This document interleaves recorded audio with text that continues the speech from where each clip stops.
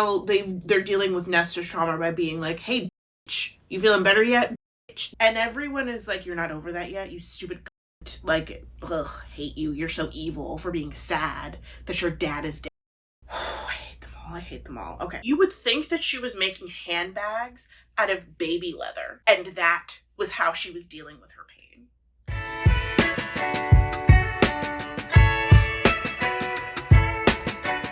This is the video they didn't want you to see. Who's they? I don't know. Pick a they. They did not want you to see this video. Because not only is this my third time filming this beginning portion of this video. I was supposed to film it 2 days ago, and then I got sick of the book. Oh, did I introduce myself? My name is Neda. Look, I've had this CBD beverage. I've had about half of this. It's got 50 milligrams of CBD in it, and I am a lightweight, so...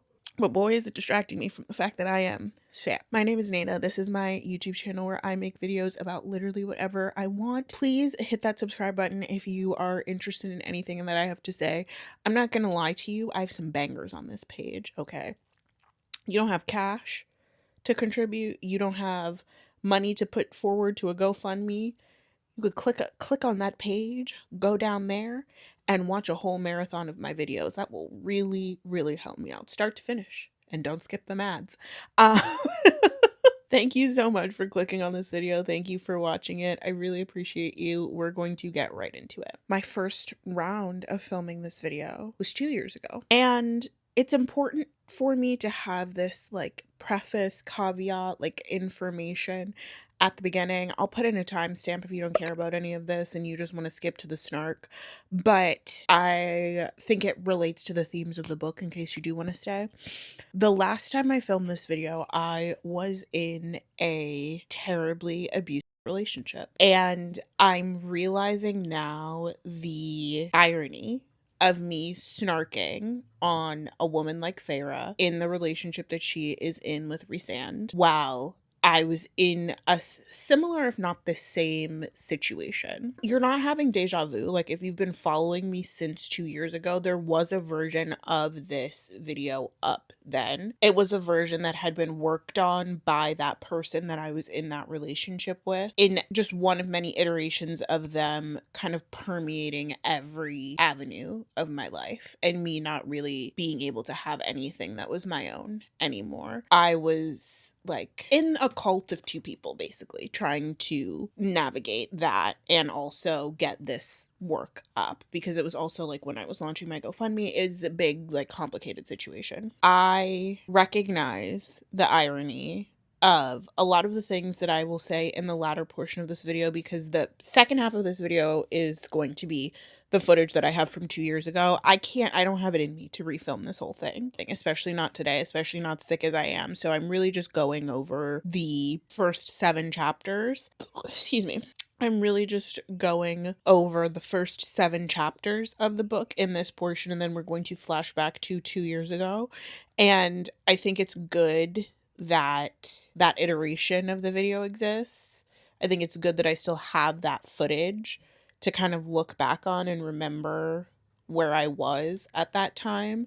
And I also think it's good that I am able to film this now with the hindsight of, wow, there was so much about the relationship that I was in that I just could not see, that was kind of being mirrored to me in this book. And now revisiting A Court of Silver Flames, it's sad because I know Sarah J. Maas does not intend it like this, but it is kind of an amazing work of fiction about how coercive control particularly can permeate groups of people to the point that, like, everyone gets infected eventually. Now, I say this is the video that they don't want you to see because I'm like 98% sure that Sarah J. Maas is doing spiritual warfare against me. I can't attest to that in a court of law. Allegedly. But it feels crazy that it's taken so long and so much for me to get this video out. But here we are. In the spirit of my first time around putting this video out, I am going to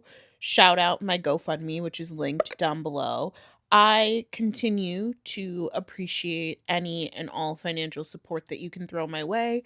If you are not interested in the platform of GoFundMe, I always have my PayPal and my Cash App linked down there as well. Look, I'm just a young Black woman in the world trying really hard, really hard to make my way through the world. And I'm hoping to stay in the UK for a little bit longer, and I gotta pay for this visa. So I have all of that linked down below, as well as my Patreon and my YouTube membership. I'm putting up 2 videos a month over on Patreon and YouTube memberships. They are very casual, really oftentimes me saying the like 100% unfiltered things that I don't necessarily feel comfortable saying on a more open platform like this. You know, the paywall allows me a level of impunity so that I can talk shit, essentially. I know that this book is not intended as a case study of like DV relationships or coercive control in relationships. I know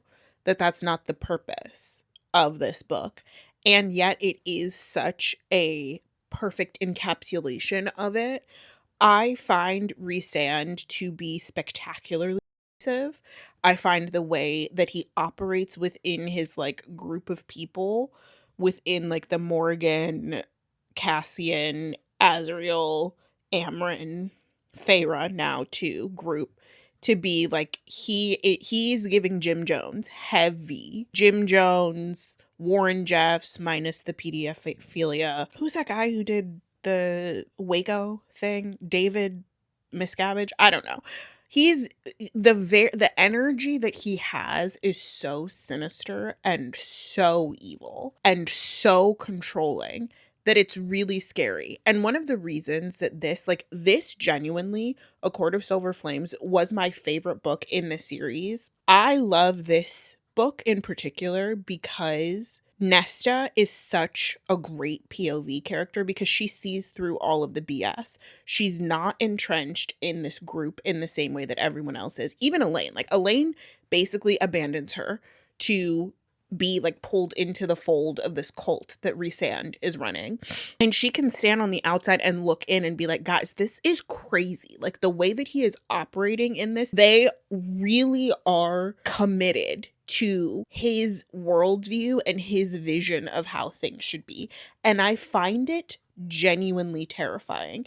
There's a plot point in this book that I hope I hit on strongly enough. Again, I filmed this 2 years later. Okay, I said this in the intro, so if you skipped over it, you wouldn't know this. I'm sick. That's why I'm in the bed right now. You could almost say that like the story arc of this book is the arc of Nesta going from outsider to insider. Like, that is supposed to be the arc of her growth. At the beginning of the book, Nesta is in a bad way. She has turned to drinking and sex to numb her feelings about the trauma that she endured at the end of the 3rd book. If you don't remember what happened at the end of the 3rd book, I have a video about it. I should hopefully have a playlist up by now, but if not, it will be linked in my description down below. At the very beginning of this book, we get a perspective of Nesta going into the cauldron and how traumatizing and painful her transformation from human to fae was for her. So we get a perspective of her in her apartment in Valaris. At the end of, I think it was at the end of the 2nd book, when her and Alyn were turned into fairies, that was its own traumatic process, especially as people who were raised to hate the fairies. And Alyn, through being turned into a fairy, lost access to her love, like the love of her life, who she was supposed to marry, because he hates fairies and he didn't want anything to do with her anymore. So that's Elaine's whole process. And Alyn also kind of like entered this weird fugue state where Nesta spent a lot of that 3rd book really taking care of Alyn. And then I think at some point during the novella, Alyn kind of comes out of her stupor, and instead of being grateful to Nesta for taking care of her all that time, she's like, I have to get away from her. And she really like goes hard in the direction of allying herself with Rhys and all of his friends, which is hard for Nesta because Nesta sees her and Alyn as of a piece with one another.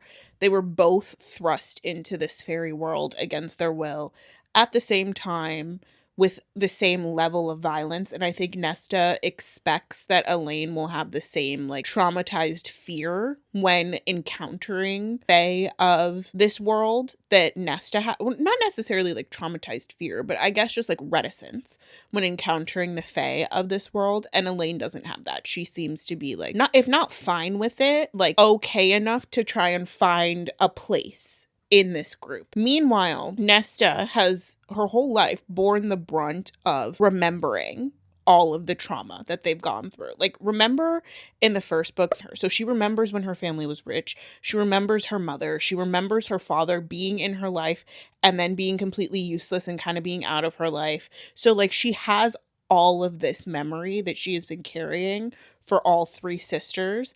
And then you put on top of that, she gets turned into the thing that she hates the most, which is a fairy. And then you put on top of that, she's thrust into fighting this war against evil fairies, which what's evil about them? I don't know. I guess just that they're Irish. Like Sarah J. Maas has a lot of very weird racial politics in her series, but we don't have time to get into that right now. At the end of the third book, like at the conclusion of the war, Nesta watches her father get murdered by the King of Highburn, who, again, never gets a name. Like, we don't know what his name is, but he kills their father in front of them, and then her and Alyn together kill the King of Highburn. That is enough life to go through for like 90 years, 100 years, you know, being born rich, growing up rich, losing one parent physically, losing another parent to like emotional and mental absence and neglect, watching your sister get kidnapped by a fairy, or you were meant to like be terrified of for your entire life, regaining a level of that wealth, but knowing something's wrong because you remember the life that you were living before and you were like in squalor, you were not in this nice house. And then your sister comes back from the fairyland and she too is a fairy and she needs your help to fight this fairy war. And you're like, okay, sure, I'll help you fight this fairy war, but like, don't get me and Alyn too involved in your fairy business. And then she does get you and Alyn too involved in the fairy business because now both you and Alyn are fairies. And Alyn is devastated because she can no longer marry the love of her life. Meanwhile, you were trying to take care of Alyn, make sure that she's keeping it together. Now, all of a sudden, your daddy, who wasn't worth anything, has decided that he's going to be worth something. He's going to come save everybody. He gets in front of you. And then your sister, who is traumatized, kills the guy who killed your daddy, and you help her do it. And then you spend weeks after that taking care of her. And then after you have like spent all of this time taking care of her and making sure that she's okay, she decides that she's okay and she abandons you. Like, that's a lot for one person to go through. And Nesta is what, like 25 max at the start of this book? Like, I can't imagine the pain that she is experiencing mentally. And so it does, to me, make sense that she is numbing herself with alcohol. Music is another big one. Anything that she can get her hands on that will stop the constant onslaught and constant memory of the trauma that she has experienced over the past, like, what, year of her life. So she's living in this apartment in Velaris that Rhysand and Feyre are paying for. I never read the novella, but if I'm understanding correctly, like, Rhysand and Feyre had made this plan to like build a river house. I'm not going to read it too. I know you might want me to, but I'm not doing it. There's only so much that I can do. You know, it took me 3 years to make one video about this 780-page ACOTAR book. If you want me to read that novella, I'm going to need cash. That's really the only thing that's going to motivate me to do it. But anyway, so at the end of the novella, they're like building this river house or whatever, and it's finally finished. They asked Nesta if she wanted to move into their old townhouse that they had before they had the river house, and she's like, no, I'm just gonna live in this apartment in squalor alone. Feyre and Rhys send Cassian to Nesta's apartment to pick her up because they want to talk to her. Cassian goes to the apartment, and when he gets there, Nesta answers the door and she is wearing nothing but a man's shirt. In the time since the novella and since Cassian and Nesta last saw each other, Nesta has really seemed to like deteriorate. The last time that Cassian saw Nesta, I think they were like at this boat party for the end of summer celebrations, and Nesta had gotten into this really big fight with Amren. From what we hear about the fight, it seems that Amren was like, enough, like stop this pity party. Stop pitying yourself. It was fine after the first 5 days, I guess, after the war, but now we're all sick and tired of watching you destroy your own life. You need to get over all of this. Nesta is like, I kind of can't do that because this is like the biggest thing that has ever happened to me and the worst thing that has ever happened to me. That like attitude from Amren is really kind of like permeating the entire group towards Nesta. Nesta and Amren's fight on the barge during the end of summer party is what I take to be Rhysand kind of sending out his little minions to start to sow the seeds in Nesta's mind of, I need to get over this. I need to move on from this. It has not been that long, but everybody really, really wants her to get over it. Now me, I would have let her cook for at least 7 years. That's me. Like the fairy lifespan is longer than the human lifespan. So like 7 years to them is like what, a year to us? Like not me saying fairies live dog years. I mean, if you even think about it that way, if you even think about the fact that like fairies experience time different to us, it's been what, 6 human months since she experienced all of this trauma. What's that to them? 2 weeks? Like, why would they expect her to be over it this quickly, except for the fact that Rhysand is tired of her being so sad and making Feyre sad, so he wants her to get over it. Now, mind you, Amren was Nesta's little friend. Like, Amren was really the only person who Nesta felt like got her after she became a fairy, and they were, like, building this budding relationship. And then for Amren to, like, basically tell her, stop feeling sorry for yourself, get over all of this trauma that you experienced 2 weeks after you experienced it, like, I'm sure that was a slap in the face, and I'm sure that sent Nesta even deeper into her depression and running away from her feelings. The period in between, I guess the end of the novella and now, Rhys has offered Nesta a bunch of different jobs to do. He's offered her different places to live. He's basically tried to encourage her to get her life starting again. But she doesn't want to accept any of these offers because she knows he's not doing it because he likes her or cares about her. She knows he's just doing it for Feyre. Which, to me, again, I feel like that makes sense. Like, I don't want your pity because it's not even that she doesn't want his pity. His motivation behind it is entirely selfish. It's not because he actually cares about Nesta or, like, sees her as a sister who he wants to take care of. It's because he sees her as a problem that is causing his wife, his property, problems, and so he wants to fix the problem so that his wife will feel better. Does that make sense? Cassian is like, get your stuff together, put some clothes on, we have to go to the river house where Feyre and Rhys are. They want to talk to you. Feyre and Rhys have not told Cassian what they want to talk to Nesta about, so neither of them really know what's about to happen. Nesta gets there, and that feeling that she has of being outside of the group is incredibly present as soon as she arrives. Nesta looks around, she gets into the house, she looks around, and she sees all of these paintings that Feyre has done of everyone in this group except for Nesta. Like, she has paintings of Alyn, she has paintings of Mor, she has paintings of Azriel and Cassian, but she doesn't have any paintings of Nesta on the walls anywhere. And I think it, like, hurts her, but it's not, like, conscious. She's just like, oh, wow, again, this is something that I don't get to be a part of. And the reason that she doesn't get to be a part of it is not mean or a bad person. Like, she's not really doing anything mean to anybody. It's just that she is not getting over this trauma fast enough for them, essentially. She's still, like, grappling with what she went through, and it's not easy for her, and so therefore she's getting shunned. Oh, she's like thinking throughout the book too about her relationship with her mother and how her sisters were always a lot closer to her dad, but she was always a lot closer to her mom, and she's like, this feels like another iteration of this split between us. Like, Feyre and Alyn get to have each other, and I'm just off by myself in the, like, domain of our mother. And there's a lot of, like, stuff that Feyre has with her mom. Like, Feyre seems to really hate her mom, even though she doesn't super remember her. Like, what she does remember of her is negative, and I don't know. It feels like Sarah J. Maas has some, like, unsolved mommy issues going on there that I don't have time to unpack right now. It's like this like, reminder for Nesta of this split that's always existed between her and her sisters. Mind you, this whole time, like, 6 months, a year max that she has been living in this apartment in Valaris, she's been on Feyre and Rhys's dime, which personally to me makes sense. Your sister's husband is the High Lord of the Night Court. You live in the Night Court.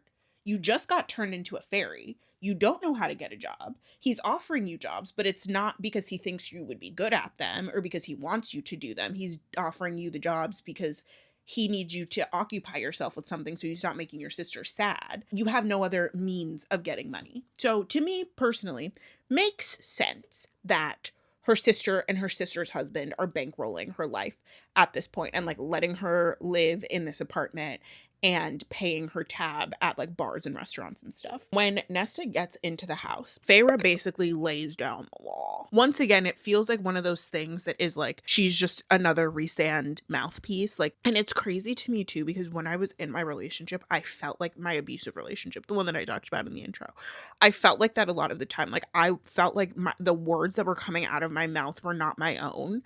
I was like a puppet for this other person. Like, I would be talking to my friends, talking to my family, and just saying things that they had told me and that had like permeated into my brain from them. And I was the one who was going to be communicating the message because I was the one with the established relationship. But really what I was saying was what they wanted me to say about the situation. Feyre is telling Nesta that she's basically tried to give her time to grieve and be sad and recover.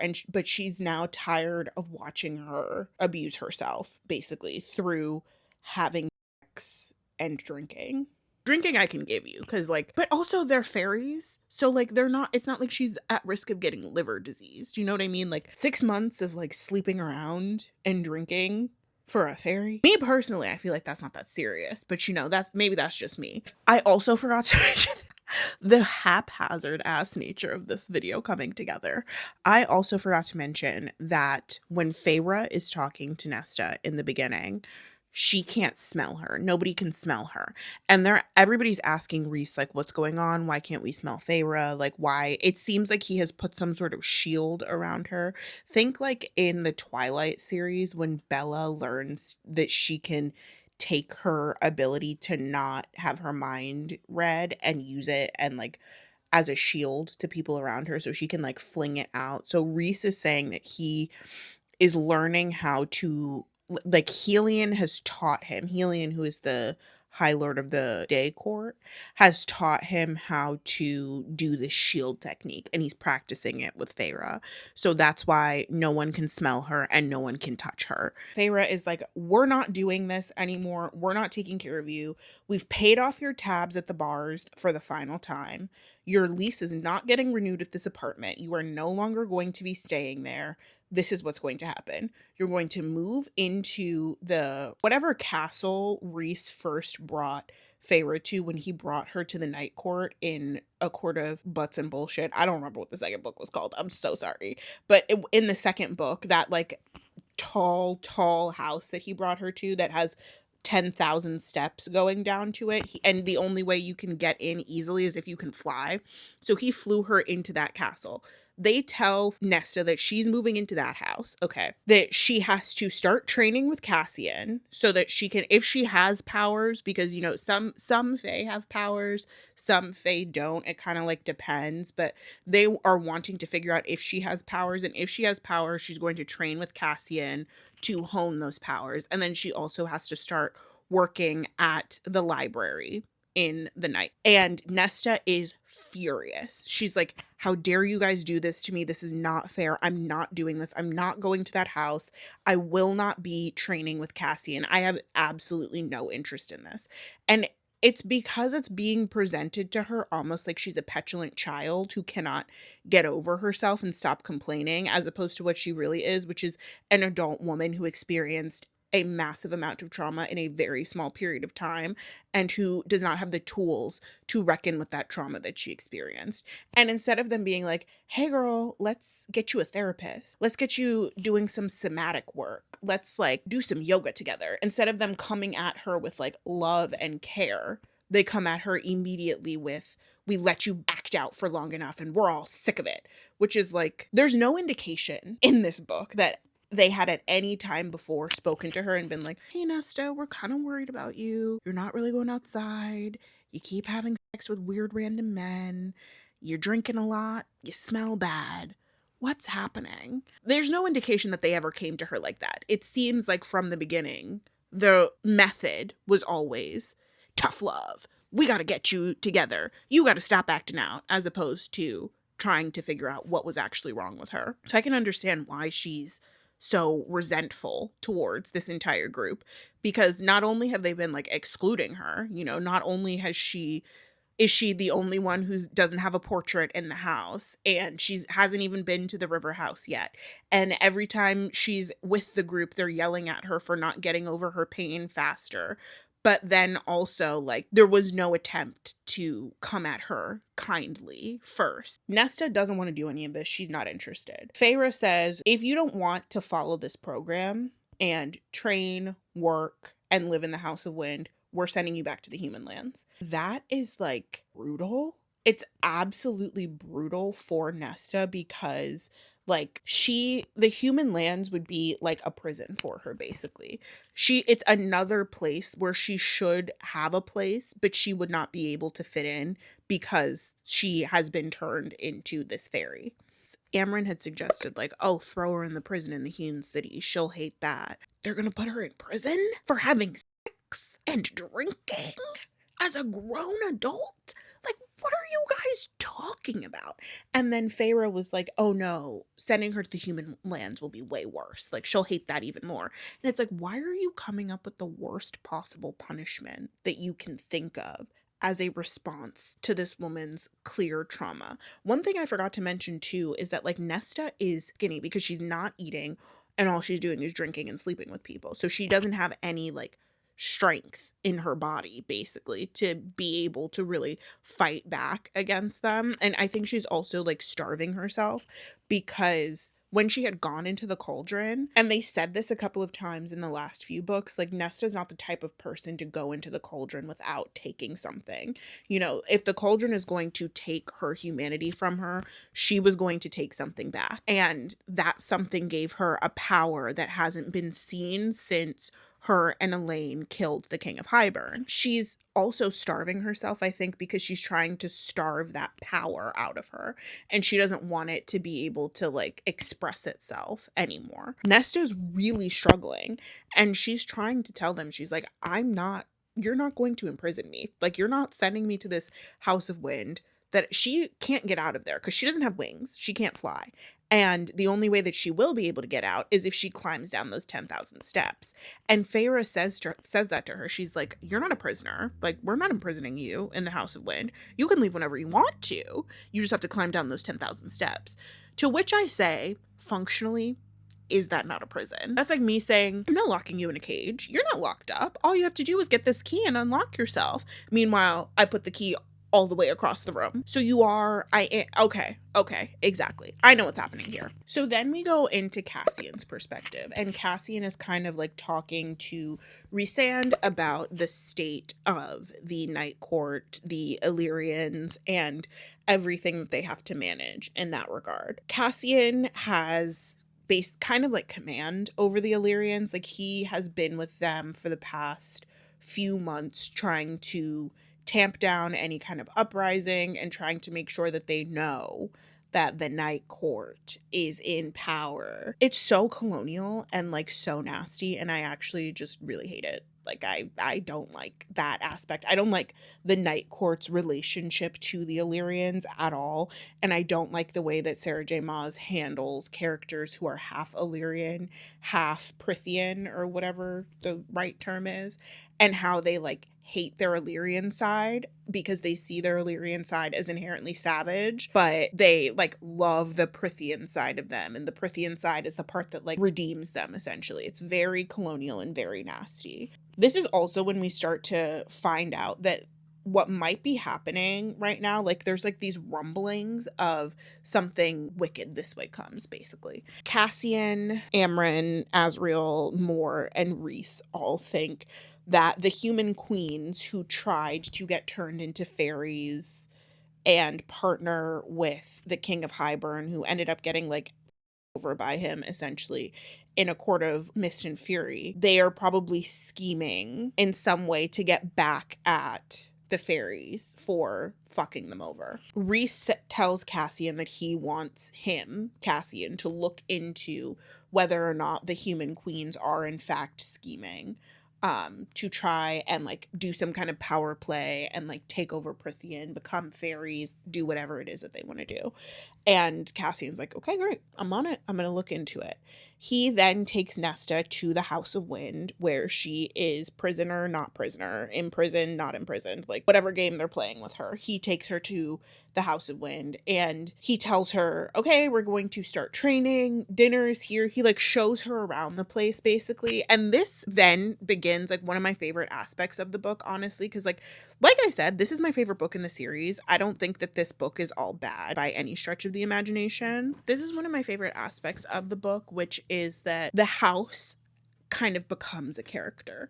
I already said, like, this is my favorite book in the series, and except for the ending. But, well, there's other parts of it. It's not good. None of these are good books. But in comparison to the other ones, I enjoy Nesta as a point of view character way more than Feyre. The house at this point kind of becomes a character. So there start to be like little rumblings of the house feeling like it's alive in a way and like it's talking to Nesta, and she can notice it, and she's like a little freaked out about it initially. So it's not to say that she's like, ooh yay, the house is here to keep me company and I'm so excited. Like, no, she's like, why the hell is this house talking to me? What is happening? When she gets to the House of Wind, she refuses to eat. She says she's not going to train at Windhaven. She's like, I'm not interested in any of this. I'm here against my will, under duress. So physically I'm here, but I'm not participating in this program in any way, shape, or form. And Cassian's like, okay, but like his mindset is basically like, the more you resist Rhys and what Rhys wants, the harder you're just going to end up making it for yourself. To which I say, that sounds a lot like what? Say it with me. Coercive control. Yes. But that's not what we're here to talk about. So Cassian goes to speak with Mor because he's trying to figure out what's going on with the human queens. And Mor at this point is basically she's like joking with Cassian that he should stop trying with Nesta and he should just leave her in the Court of Nightmares because she would fit right in there. And it's like, are you insane? Like, is everyone insane? This, I think, is the main issue that I have with any Sarah J. Maas book that I've read, which is that she seems to really pathologize sex and expressions of sexuality that occur outside of these like fated mate pairings. So it's almost like that heteronormative mode, that like heterosexist mode of like sex is only good if it is man, woman, married, and reproductive. But in this situation, it's like the marriage isn't necessarily an important aspect of it. The thing that makes the sex like not deviant or not evil is the fact that it is happening between two people who are fated mates. They are a bonded pair and they're meant to be together. And that's what makes it like sanctioned, as opposed to what Nesta is doing, which is sleeping with randos. And her sleeping with randos is worthy of getting thrown into prison in the Hewn City, being sent back to the human lands where she would surely kill herself because of how depressed and out of place she feels. The way that Sarah J. Maas pathologizes women's sexuality in particular, even as these books are like so smutty and women are coming to them because of the smut, there's a real like conservative bent to the way that the smut is doled out to us, because it has to be within these fated pairs. And if it's not within these fated pairs, then that woman has to be punished for expressing it. But anyway, back to Mor and Cassian. So Mor is like giving Cassian an update about like their allies, they're trying to like form this allied partnership against the human queens. And that's basically why Mor is talking to Cassian. And then Cassian says that he is going to go and visit Vassa, who's one of the human queens who was like turned into a firebird and exiled from the other ones because she like didn't want to go with the program. They wanted to like try and trick the fairies, and Vassa wasn't into that. So they turned her into a firebird and they exiled her. But then the fairies came and made her not a firebird anymore. And then she helped them to defeat the King of Hybern. And the sorcerer who turned her into the firebird was this guy named Koschei. that's going to be important later. And she was like enslaved to him for a long time while she was the Firebird. Cassian wants to go speak to Vassa, and Vassa has gotten very close with Jurian, who they thought was evil, I think. Or no, he was an eyeball for a while because he was like an eyeball in Amarantha's bracelet or her ring or something. Like I feel like I sound crazy trying to recall these details. I'm like, he was an eyeball at some point. He was in love with this woman named Miriam, and then he was like in cahoots with this woman named Clotho, fell in love with him, and he pretended that he was also in love with her. But then he crucified her, and Amarantha found her body, and Amarantha is Clotho's sister, and Amarantha was very upset about finding her body. So she swore vengeance on him and then turned him into this like eyeball necklace, ring, bracelet, whatever, a piece of jewelry that is an eyeball, a conscious eyeball, I might say. So like he can see everything that Amarantha is doing and he's conscious, but he's just an eyeball. So then the king of Highburn decided that he was going to resurrect Jurian with the powers of the cauldron. This is so stupid. Because they thought that Jurian had lost his mind while he was an eyeball. The king of Highburn was like, surely spending decades as a sentient eyeball turned this man evil. So I'm going to enlist him in my evil cause, and then he will be a part of my evil plan. But that actually is not what happened. He also thought that he was going to be like that. Jurian was going to be upset when he found out that the love of his life, Miriam, had moved on with this fairy named Draken, and that he would want revenge against all fairies because of that. But that didn't end up happening. Jurian ended up being like actually a good person. And this feels like a thinly veiled reference to Feyre's whole story with Tamlin and Rhysand. And Feyre is Miriam, Tamlin is Jurian, and Rhysand is Draken. Anyway, Jurian is with Vassa and Lucien Vansera, love of my life, king of my heart. Sarah J. Maas hates him. He's never gonna get his happy ending. Not as long as she's alive. Lucien, Vassa, Jurian, and Eris, who is Lucian's brother, are all together, and they're kind of like this band of exiles. Well, Eris is like going back and forth between the Autumn Court and this band of exiles, and he's like working undercover for the good guys, like the Night Court guys, because he is hoping that he'll be chosen as the next High Lord of the Autumn Court. And if they already have this like pre-established strong alliance, and there will be less to worry about whenever Lucien and Eris's father passes away, basically. Nesta is in the House of Wind, and she's thinking about her mother, and she's thinking about how her mother thought that she was so beautiful and so cunning, and like in her mother's world of like the merchant class and like upper class human politics, like Nesta was the jewel in the crown, essentially, because she was beautiful, she was smart, and she was cunning, and her mother was certain that she would make a great match. And because of how far their family had fallen, Nesta was getting ready to marry a woodcutter's son. And Nesta is kind of like remembering how she decided she didn't love him, or just not even necessarily that she didn't love him, but just that she didn't want to be in a relationship with him. Like she didn't want to marry him. And she goes to tell the woodcutter's son that she doesn't want to marry him. And he tries to essay her, and she manages to fight him off. So she's like gone through a lot of trauma throughout her life. Some that her family knows about and some that her family doesn't know about. And their response to that is to villainize her, essentially. So Nesta's next training session happens the next day, or her first training session happens the next day. And she doesn't want to eat breakfast before it. She really is like not interested in participating in this at all. And Cassian is like, you have to eat, like you're about to go train for however many hours. Your body is going to be exhausted. But she's like, I'm not doing this. I'm going to go with you to, is it Windhaven? Yes. I'm going to go with you to Windhaven, but I'm not participating in any of this. Least of all, eating this damn breakfast that's in front of me. So Mor comes and she winnows Cassian and Nesta to Windhaven, and she leaves them there.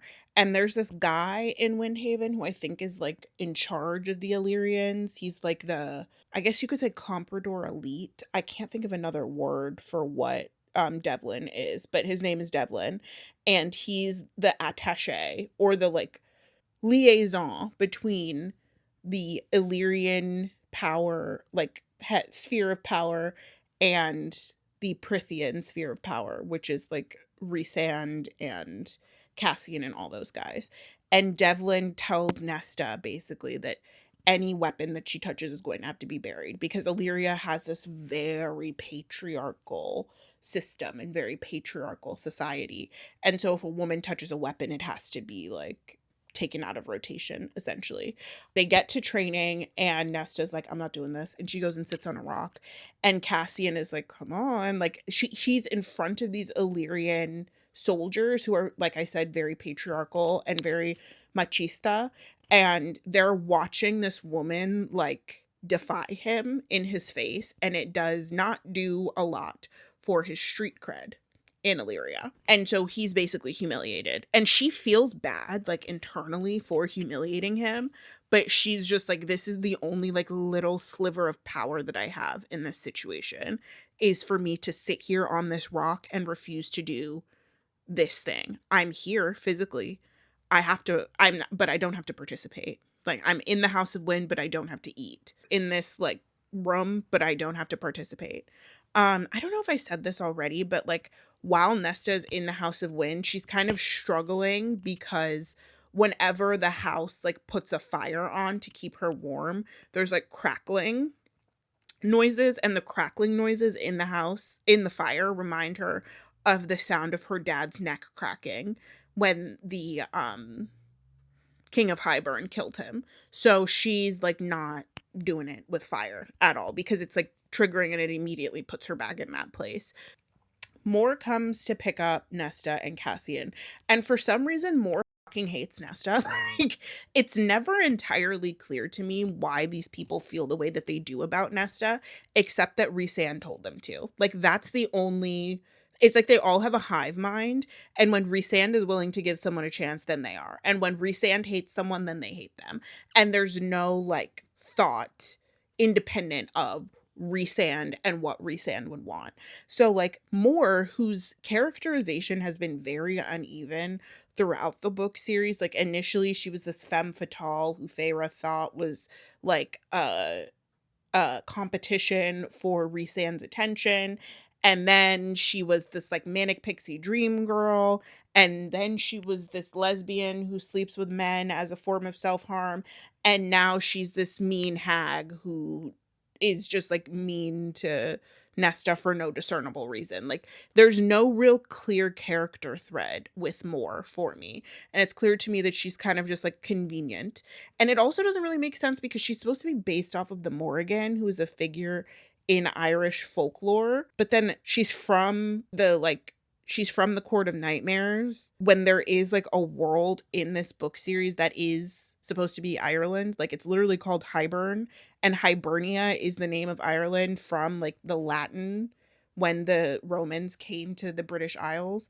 And it's clear that Prithian is supposed to be the island of Great Britain. Like, just look at the shape of it. So it's whatever's going on with Mor is very confusing. But she says to Nesta's face, she's like, I just wanted to drop you off in the human lands, and you don't deserve all of the kindness that Cassian is giving you. And it's like, girl, you don't even know her. Don't know her. You know nothing about her except that she was horribly traumatized. And now here you are, less than a year later, being like, hey girl, we all hate you because you refuse to get over it, and you're making everybody feel bad about the situation that we put you in. Cannot emphasize that enough, is that Nesta would not be in the situation if these people had left her alone. If Feyre had left her alone and figured out how to take care of the King of Highburn on her own, if they hadn't set up that whole thing with, like, getting Tamlin, and I don't even remember what the situation was, in A Court of Balls and Buttocks. That's what I'm calling the second one, because I hated that book. That book is my least favorite one in the whole series. I don't even remember what the situation was in that one, but, like, if they had not brought her to the place where the cauldron was, she never would have gotten turned into a fairy. Her sister never would have gotten turned into a fairy. She never, like, none of this would have happened if they hadn't involved this human-ass human to fix their fairy-ass problems. And now, because y'all did that, y'all chose to involve her, and it went badly, and she's the only one who's willing to acknowledge the ways in which it went badly, and how that's still impacting her to this day. She's the problem. Okay, more. She then takes her for Nesta to have her first shift at the library. The house and the library are like attached to one another, I think. They're all like a part of the same complex. So the house, I'm pretty sure, has access to the same catalog that the library has. Think of it as like the World Cat or something. So like when Nesta wants a book, she can just ask the house for a book because the house and the library are attached. And now that I'm thinking about it, she lives in this house, the House of Wind. She works at the library, which is attached to the House of Wind. And then she also trains on the mountain near the House of Wind. Like, she's basically living in the same 1 block radius. And they're trying to tell her that she's not in prison. And she can't leave unless somebody flies her in or out. And they're trying to tell her she's not in prison. Okay. While she's at the library, she meets this scholar named Clotho. And Clotho tells Nesta that her job is to shelve a bunch of books for the next few hours. So Nesta's like, okay, cool, I can do that. I can shelve books. And she gets sent to this like really quiet section of the library. But the quiet in the library is like not good for her because her mind starts to wander, she starts to think, she starts to remember, and she's remembering all of the bad stuff that has happened to her over the course of the last year. Because she's having like all of these triggering memories while she's working in the library, she gets home and she goes back to the House of Wind and she asks the house if it will bring her some wine, and the house refuses. The house is like, they told me not to do that. I'm not stupid. I'm not doing that. So she gets really frustrated and she's like, fine, I'll take the stairs down and I'll go get some wine by myself. And this is where past Neida left off. So I left off with Nesta trying to get out of the house by going down the 10,000 steps so that she can get to a bar and drink some wine. How's she going to pay for this wine? I have no idea. I don't think she's thought that far ahead, but she said, I need this wine. And if the house isn't going to give it to me, then I'm going to get it somehow. I'm not going to lie, y'all. Like, as I'm editing this video that you're about to watch, I'm watching it back and it's hard for me to, like, this is me the day after that first clip that you just saw where I was explaining the plot while I was sick. This is me in 2026 is what I'm trying to say. And it's kind of hard for me to edit this video and watch this footage back because I can see how miserable I was and how invested I was in the fantasy world that the person I was with was trying to create for me. And so I'm sorry if like the vibes are off in the latter half of this video because genuinely I just am like, oh, I was in prison and I didn't know it.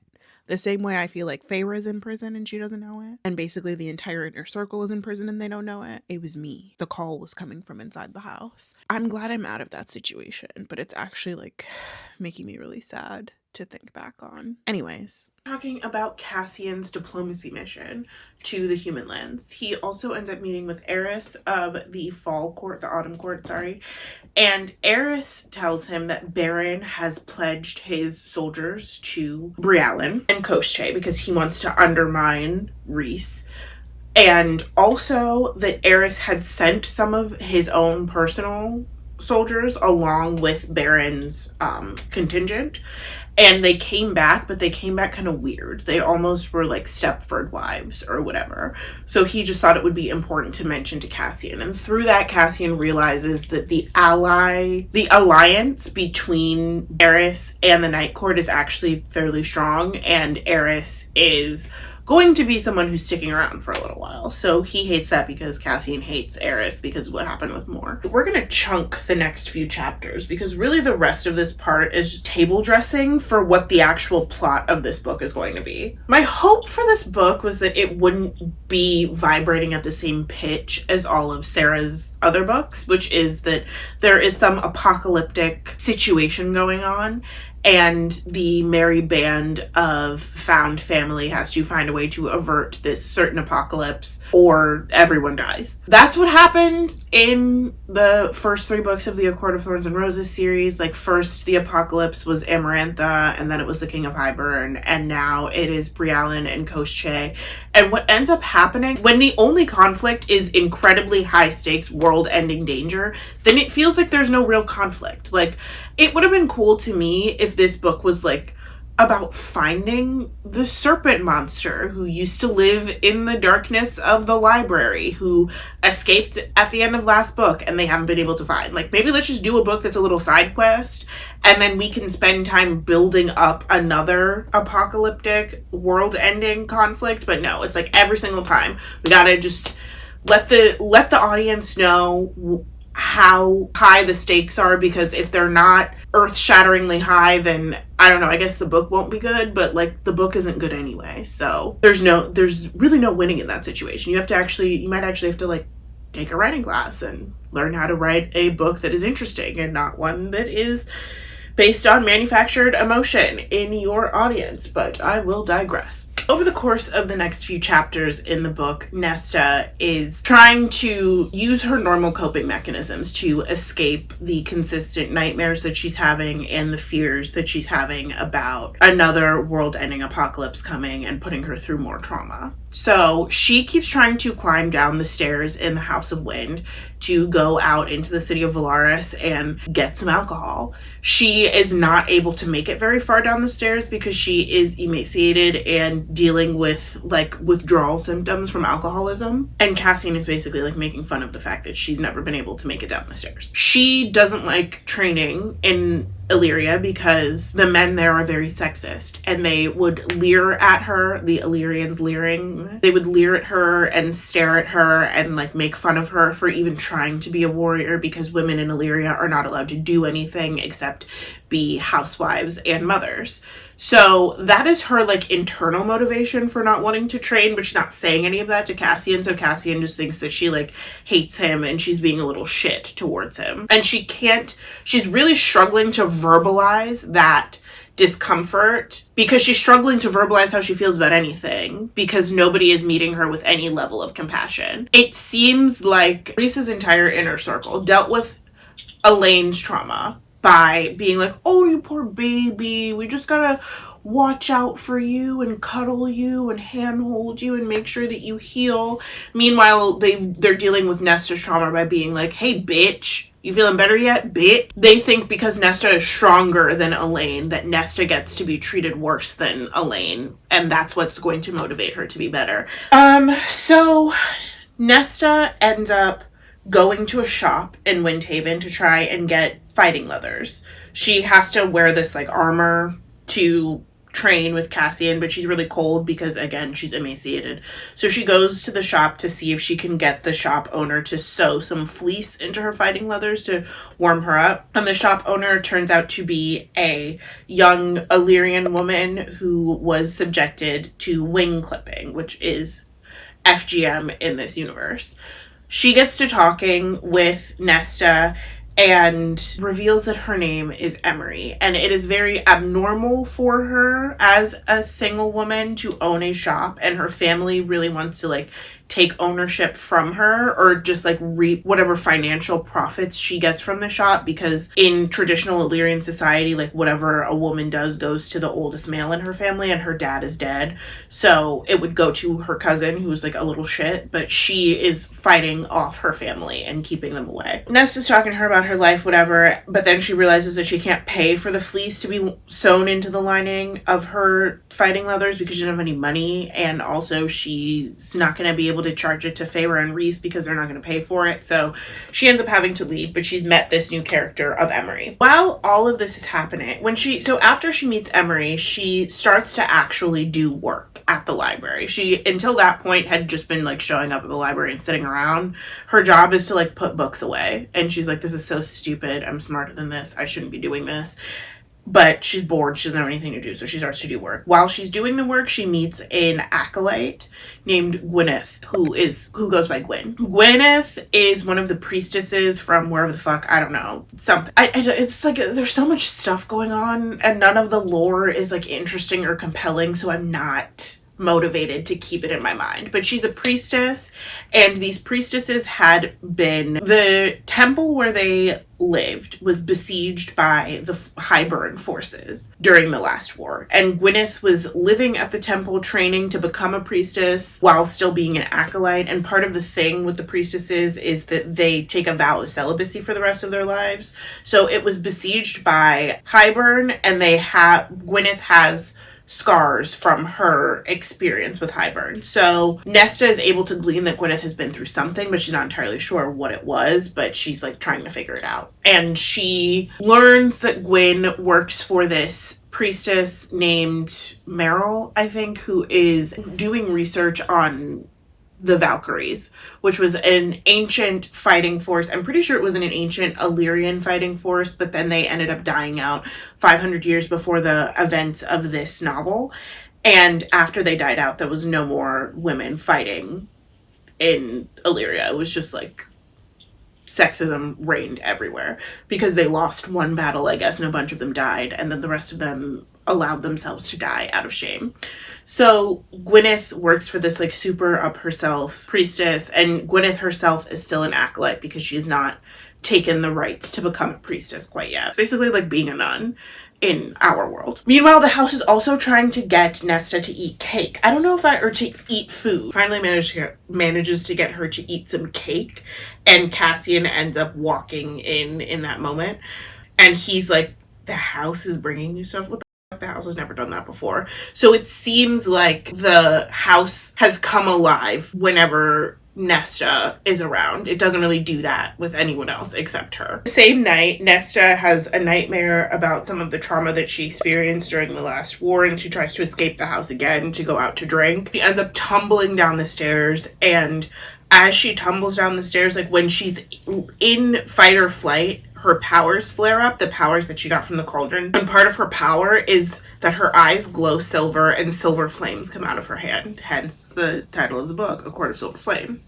So she catches herself as her hand is ablaze and ends up burning a handprint into one of the steps in the House of Wind, metaphorically, ham-fistedly leaving her mark on this house for the rest of eternity. At this point, the house is basically Nesta's only friend. It doesn't talk back, but it does bring her food when she's hungry and bring her romance novels for her to read because she doesn't really have anything else to do except go to training and stand around and go to the library and shelf books. Nesta is still really dealing with the anger and hatred that she feels towards her father for, one, feeling like he abandoned them when the Archerons were thrust into poverty suddenly, and instead of like rising to the occasion, he let Feyre fend for them, and two, for him choosing to go and help Vassa. Like I think it was that Lucian came and told him Vassa's story and was like, hey, we gotta go get her, we gotta save her so she can help in the war. And Nesta's like, well, he went to go save this random bitch, but like me and my sisters were starving. Our entire family was struggling and he didn't do anything. So Nesta is really struggling with the fact that she still is very angry at her dad while also missing him terribly. Again, the girl is traumatized and everyone is like, you're not over that yet, you stupid cunt. Like, ugh, hate you. You're so evil for being sad that your dad is dead. I hate them all. Okay. Cassian and Nesta have also been bickering this entire time. Like, the whole time she's been trying to escape the house, the whole time that she's been, like, not training, not going to work, all of that. They've been bickering, fighting back and forth. I guess it's supposed to be set up as, like, an enemies to lovers, but they're not enemies. You can't be an enemies to lovers if there's no, like, motivation behind the hatred. They're not, like, opposing factions. They don't even really hate each other. She's just sad and not able to communicate that, and he is not giving her the space to communicate it. Like, that's what it is, but whatever. So he is trying to force her to train, and she says she's not going to do it because Rhys is the one who told her to do it, and she fucking hates Rhys, and she doesn't want to do anything that Rhys says because he's an arrogant, selfish bastard. Cassian gets obscenely upset that Nesta would dare call his high lord an arrogant, selfish bastard. Again, it's giving cult member. Like, it's just like, it's really giving that somebody deigned to besmirch the name of his cult leader, and he has to put that person in their place because they're against the cult and he's for the cult, and he has to make sure that that person knows they're wrong. So they get into a huge fight and end up separating, and Feyre comes to the House of Wind to try and talk to Cassian about the whole situation. One thing I'll say is that this book, like, the whole plot of this book really gives that, like, Sarah J. Maas has some unresolved mommy issues. I don't know if the woman has siblings. I don't know if she has two sisters like Feyre has, but, like, I think maybe she was trying to resolve them by writing from the perspective of Nesta's character, because the whole thing throughout the entire beginning of the book is Nesta always thinking about the fact that her mother her and her mom were really close. And then Feyre and Alyn were really close with their dad. And in Feyre's POV books, the only time she ever thinks about her mother is to talk about how self-centered she was, how selfish she was, how little she cared about her children, and how much she only cared about society and keeping up appearances. Like, their mother is not a fully realized character, but their father is. He gets, which is fair because their mother is dead before the beginning of the book starts, but even when Nesta is remembering their mother, she's not like, oh my god, I miss my mom, my sisters didn't see this side of her or that side of her. She's like, no, she was a cold bitch, but we spent all our time together. She turned me into the cold bitch that I am, and I miss her because of that. Because Feyre and Alyn have each other. They're bonding over the fact that they don't have as complicated feelings about father's death because their father was closer to them than he was to Nesta, but she's grappling with the fact that she has very complicated feelings about his death. So yeah, it's giving that Sarah don't like her mommy, and she's working that out in this book and doing it very poorly, but I don't know, I'm not her therapist. As an apology for the horrible fight that they got into, where Cassian, after Nesta said that she hates Rhys, Cassian was like, well, everyone else hates you. Me and all the other cult members talked about it, and we all hate you. Nesta feels really bad about that because she actually, like, secretly thinks that everybody does hate her, so he's basically, like, confirming all of her fears, and she runs off and she's really upset. And as a means of apologizing for what he said to her, Cassian brings her to train at a different location than where they had been training in Windhaven. I think it's, like, on the mountain where the House of Wind is situated. So he offers her a bargain in exchange for training. He says that if she'll start training and actually doing something with him, he will give her an unnamed favor at an unspecified point in time, and she agrees to it. So they spend time training, and most of that time is spent on things like balance and breathing. It's meditation. She's doing meditation.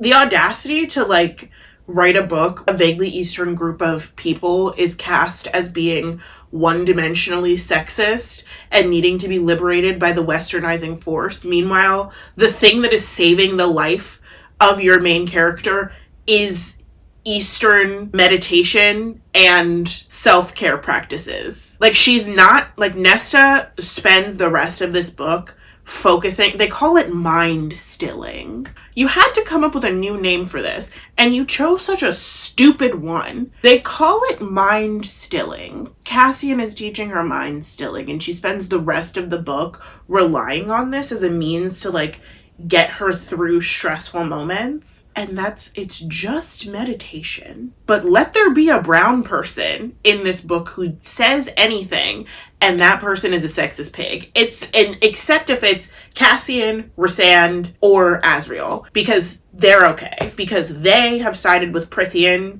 not Illyria, and they have thoroughly westernized themselves, and it's okay. Because they've separated themselves from their indigenous culture. Meanwhile, all the other Illyrian males are one-dimensionally portrayed as being sexist, violent, disgusting pigs who will do anything to...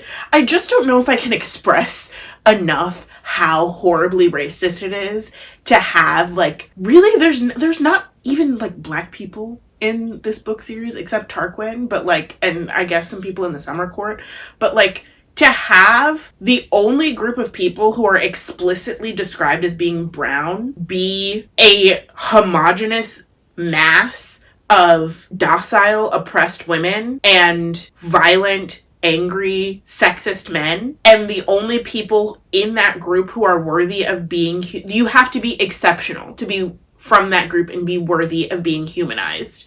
It's very white man's burden. Like, it's very noble savage. That's what it's giving. And it's horrible. And I think she's horrible for writing it. And I think people are horrible for eating it up. Like, it's not f***ed up. Like, I don't care if Illyria is technically supposed to be in, like, present day, Eastern Europe, whatever. She says in the that the people are brown. She says that they have this primitive culture of like hunter-gatherer. They live outside. There's clan chiefs, whatever. She wants these people in the text of this novel. The best possible outcome for these people would be to be colonized by Prythian and to have their entire indigenous culture stripped away because they are portrayed as being savage and subhuman compared to the High Fae. And the only people who are not in that category are the ones who, like Rhys, are mixed and half High Fae, or like Cassian and Azriel have looked around at the culture around them and been like, yeah, this is nasty and I hate this. And that's not to say that like it isn't nasty and they shouldn't hate it. Like, it's not to say that there are not cultures in the world that we live in now that are rooted in sexism. If you told me that the race politics in this book were directly lifted out of Heart of Darkness, I would believe you. No one's culture, no one's society is so backward that it deserves to be wiped off the face of the planet. But that is the way that a lot of violent colonization has been justified for centuries. And to see that reproduced in a high fantasy novel is not surprising because people have been reproducing that in high fantasy novels since Tolkien. But it is up. Sarah sees any part of this video and takes anything that I say or any other criticism that anybody gives to heart. It should be that the way that she writes the Illyrians is very racist and very uncomfortable to read. And whether she likes it or not, like whether she's like, well, I'm just voicing a struggle that some people in the world go through. Yeah, but it's not yours to voice because you're not going to be able to write about it from a perspective that isn't dehumanizing. You've shown that time and time again. So just stop, or like talk to somebody else about it and get help and support from someone else who can help you figure out a way to be like, this that is happening in this society is bad, but there has to be a way forward for them that doesn't involve them being taken over and oppressed by the Prythians, and that does involve educating a new generation, teaching people why things are wrong, showing, like they do later on in the book, that like women can do the same things that men can do. Like, you're not going to rout deeply ingrained misogyny out of a society through like love and light, but you're also not going to do it through violent oppression. And that seems to be what she thinks is the only answer to that. I say all that because this is a part in the book when Cassian and Nesta are talking more about Illyria and Illyrian society, and he's explaining to her that the society of Illyria is very sexist, and they don't believe that women should have the ability to use their wings, because if women could use their wings, then they would be equal to men. And while technically Rhys, when he took over Illyria, outlawed wing clipping and all that, it's illegal, but people still do it because it is traditional. So Emmerie's father did it to her illegally and against her will, and she fought back, and that's why her wings are so up. Like, it's not, other female Illyrians get their wings clipped, and it's like I guess they can live with it, you know. It's not, they can like still extend their wings, but because of the violent way that it was done to her, her wings are deformed. So that's why Nesta was asking about that. Nesta meets Gwyn again in the library, and Gwyn is freaking out because the priestess that she works for, Meryl, was looking for volume 7 of a book, and Gwyn brought her volume 8. And she doesn't want Meryl to get mad at her because Meryl has a really bad temper. And so she goes to Nesta and she's like, can you find me this copy of this book? I can't find it anywhere. I've been looking for it. Can you help? Nesta asks the house, and the house brings it to her. And she manages to like go into Meryl's office, distract her, and switch volume 8 for volume 7 without Meryl noticing. And because of that, Gwyn really like kind of bonds with Nesta, and she's like, oh my god, you're so nice. You didn't have to do that for me, but you did, and I really appreciate it. So Gwyn and Nesta kind of start like a tentative friendship, even though Nesta is still lashing out at everyone around her and being kind of prickly. And this is when Nesta finds out that Meryl is writing about the Valkyrie, because she is asking Meryl questions to distract her so she can switch the book. And I was wrong. The Valkyrie are not Illyrian warriors, but it is a race of fighting women. So if they had still been around, there's an implication that if they existed, then the Illyrians might look at them and be like, oh, that is an example of women having equality and being able to do the same things that men can do. But because they don't exist, there's no physical manifestation of that, and so the Illyrians feel even more justified in their exclusion of women from any kind of sphere of life outside of the home. Nesta then finds out what happened to the priestesses at the temple that Gwyn was at, and she learns that Gwyn was very likely essayed by the soldiers of Hybern. Hybern also killed most of the other priestesses. So she's clearly been through a lot. And Nesta then starts to kind of like go towards Gwyn more, because she recognizes like, oh, you've also had a trauma that has seriously impacted you, because Gwyn hasn't left the library. Like, she hasn't left the House of Wind since she went there after being rescued by Azriel.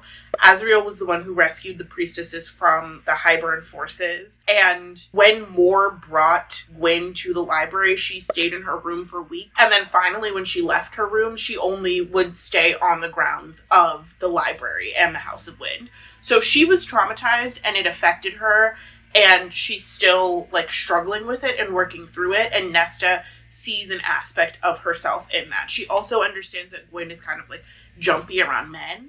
And because of that, like, the only man that Gwyn is really okay with is Azriel, and even then, she's not really, like, stoked for him to be around, because, again, she was severely traumatized. I like this aspect of the book. I like Nesta's relationship with Gwyn and Emmerie, because later on she's going to become closer friends with Emmerie, because she finally has someone in her life who understands what it is like to go through something and not be able to get over it immediately. It's almost like the standard for everyone around her is, well, it was 6 months ago. Why are you still upset about that? It was 6 months ago. Of course I'm still upset about that. It could have been 10 years ago, and sometimes I'll still be upset about something. I don't know if she's doing this on purpose. Like, I don't trust Sarah as a writer at all, so I can't say that, like, I think she's, like, negging the audience into hating the main characters so that we can be more on Nesta's side, but, like, if she is, that's clever. But it's frustrating to read all of these people expect Nesta to be okay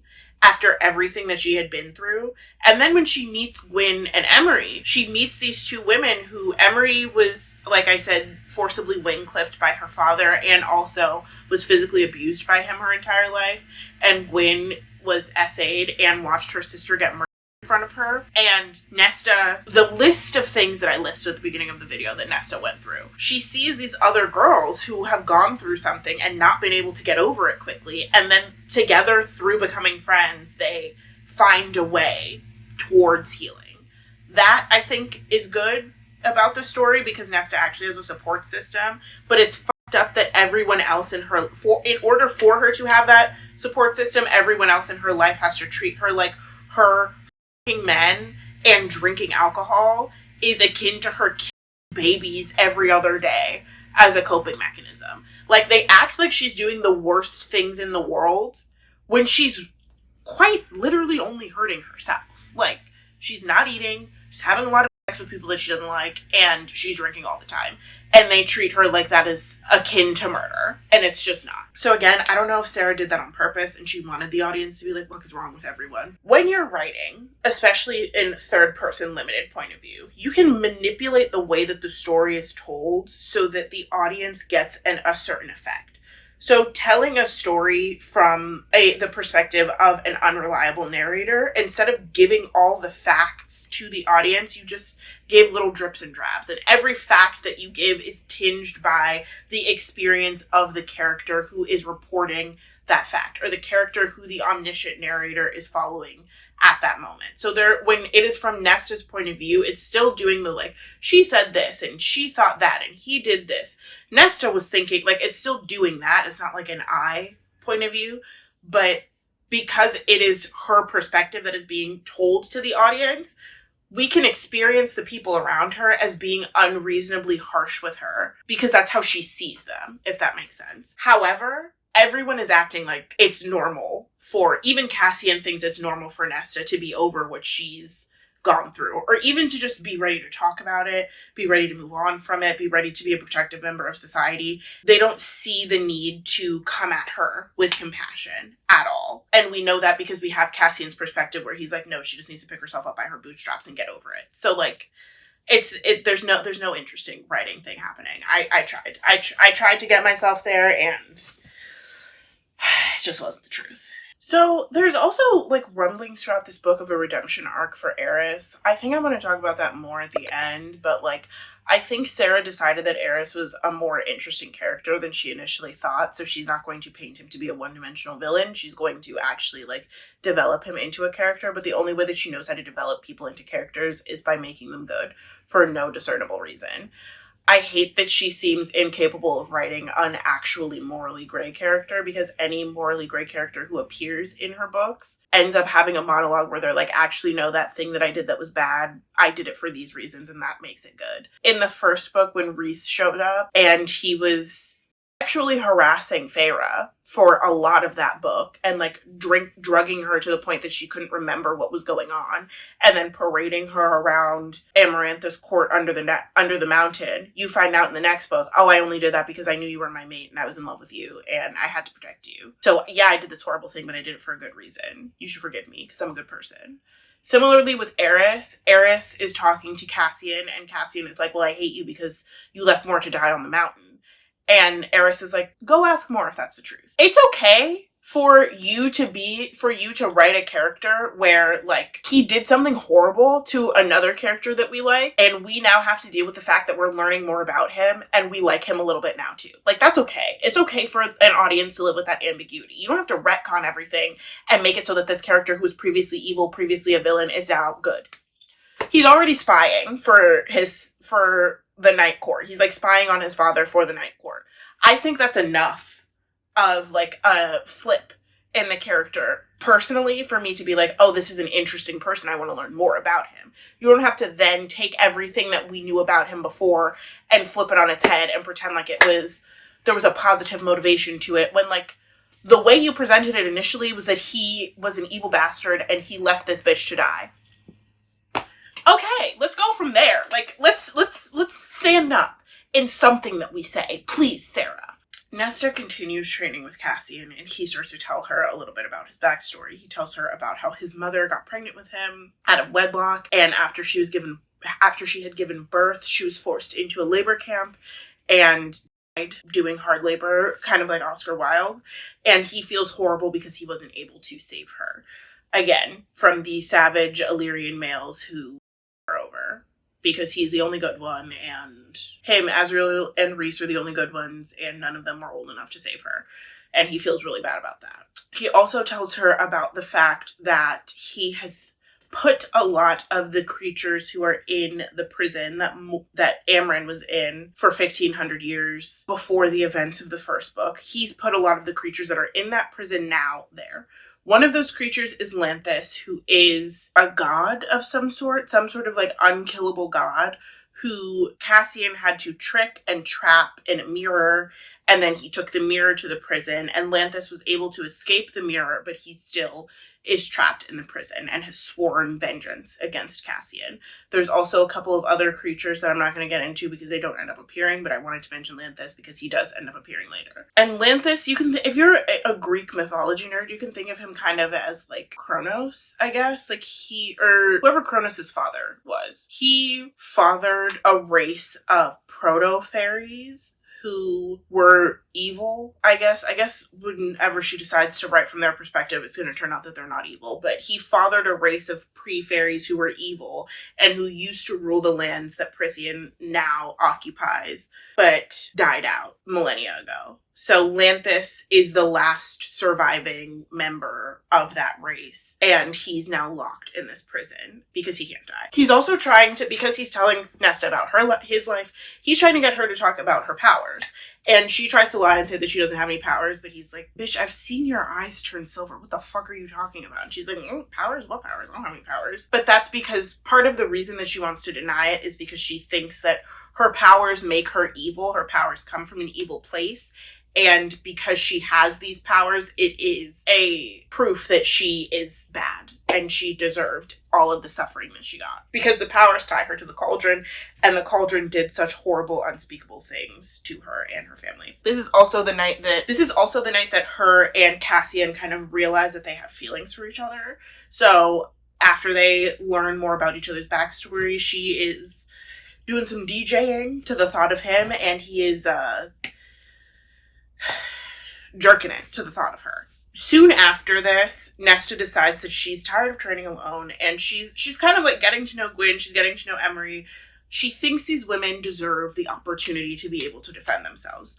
Both Gwyn and Emmerie come from groups of women who were brutalized against their will and were completely at the mercy of a force that was more powerful than them, and not given the tools that they could have potentially had to save themselves. Nesta decides, I want to invite the Illyrian women and the priestesses to training. She asks Clotho, who's the head priestess, if she can invite the priestesses, and Clotho says yes.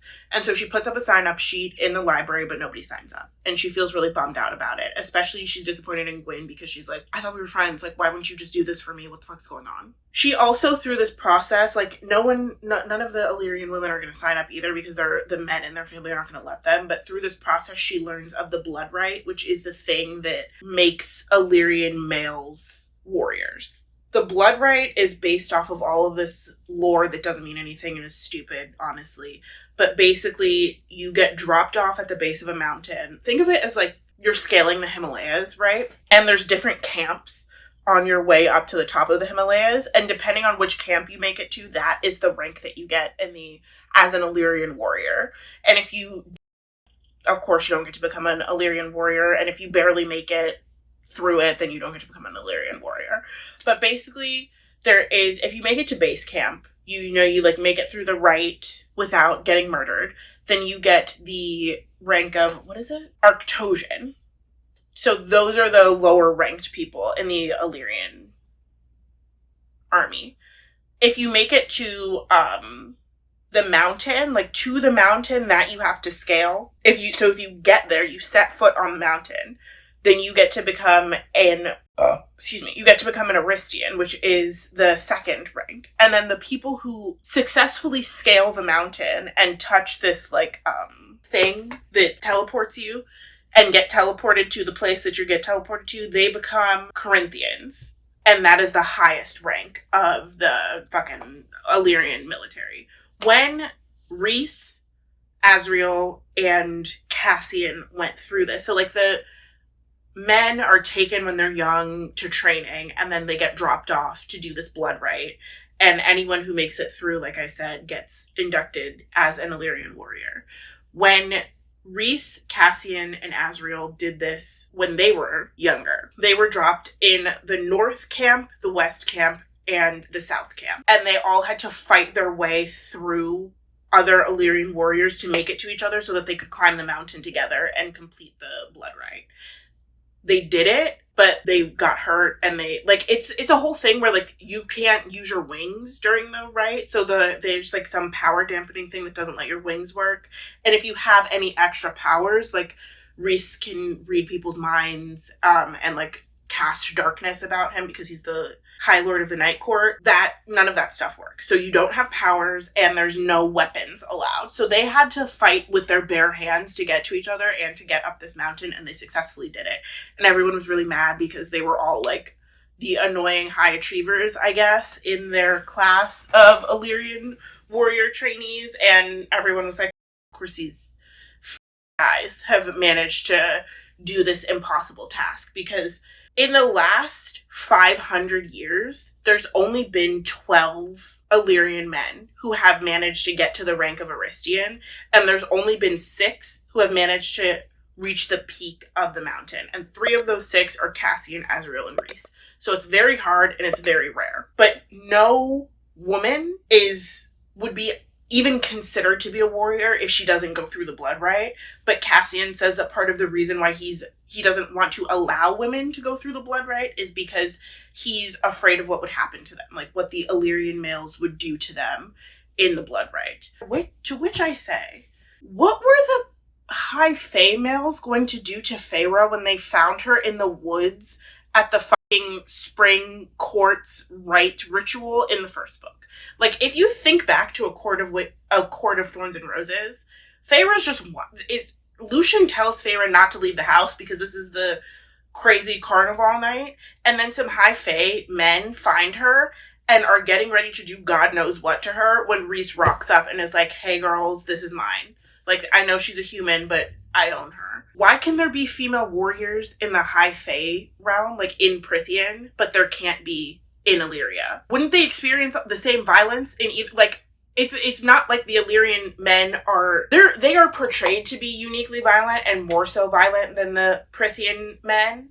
But that's not the case. Like, if you look at the actual text of the book, that's not the case. They're the same. They're doing the same things. It's just that the Illyrians are brown and the Prythians aren't. But once again, I will digress because I'm getting off track and I keep talking about racism. Anyway, after this, Alyn comes to visit Nesta at the House of Wind for the first time in a very long time. And Nesta is like, hey, bitch, welcome back. Like, what the fuck? Because when Alyn was losing her mind after her and Nesta got turned into fairies, Nesta was literally sitting by her bedside, like dripping water into her mouth and spoon feeding her to make sure that she was okay. But now that Nesta is the one losing her mind, after all the traumatic shit that she went through and watching their father die in front of them and watching someone who's most likely her mate almost die in front of her, Alyn is like, oh, that's so crazy. I think you should get over that. Oh.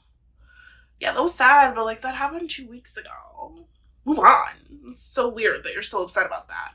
She's being insensitive. So she comes to the house finally to visit Nesta and see what's up with her. And Nesta says to her what I just said, which is like, I picked you up out of the gutter when you were getting ready to waste away because you couldn't marry some guy in the human lands anymore because you got turned into a fairy and he hates fairies. Meanwhile, I'm dealing with a lot of shit too, and you just f***ed off.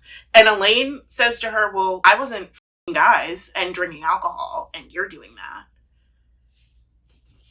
You would think that she was making handbags out of baby leather, and that was how she was dealing. You would think that she had rounded up all the cats in Velaris and was systematically killing them in different violent and disgusting ways, and that was how she was dealing with her pain.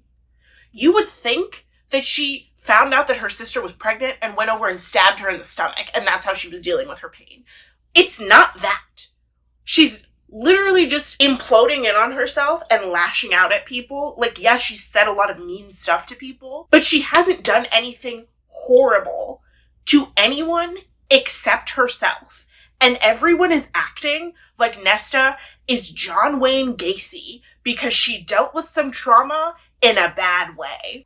Because I could say the same thing to Alyn. Like, your fiance said that he was disgusted by you because you changed species, and instead of bossing up like a real bitch, you went to go lay down somewhere and cry about it and refused to eat for months. You lost your ever-loving mind and started having f***ing visions of the future. You stupid bitch. I had to wash your ass. I had to do that. But let me take an alcoholic beverage to my lips 5 times a night and I'm a horrible person? We both suck. We both have horrible coping mechanisms. It's just that I helped you through yours and you sat back and watched me suffer. Like, so Nesta pretty much says all of that. Like, she gets mad and she yells at Alyn, and Elena is like, oh my god, I can't believe you would tell me the truth. I can't believe that you would do this to me. All of this truth just in my face. It's so hard. And this is the thing, is I like Alyn as a character, but this book made me hate her because it was so hypocritical the way that she was treating Nesta. But it's almost like in order for Nesta's romance with Cassian to work and for her friendships with Gwyn and Emmerie to be developed, she has to be completely isolated, which means that everybody has to treat her like utter in order for her to forge these new relationships.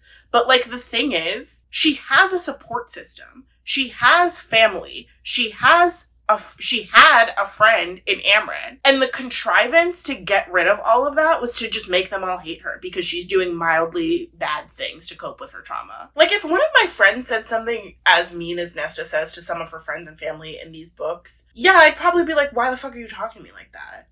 But if they had just watched their father get murdered and also been turned into a new species, a species that they hated, I would probably be like, okay, let's unpack this. Like, can we work through this? Because I don't want to do this with you. Like, they're acting as if they've met her with compassion and were like pushed into the dirt. But if they had just like kept trying a little harder, she would have gotten there eventually. Like, the tough love route was not the only route with this, but it's almost as if I'm supposed to believe that was the case. So Nesta feels super isolated because she feels like Alyn chose Feyre over her because Feyre was the easy person to choose and she abandoned her. And, like, yeah, that's the truth. Because Nesta made Alyn cry, Rhys gets mad at her.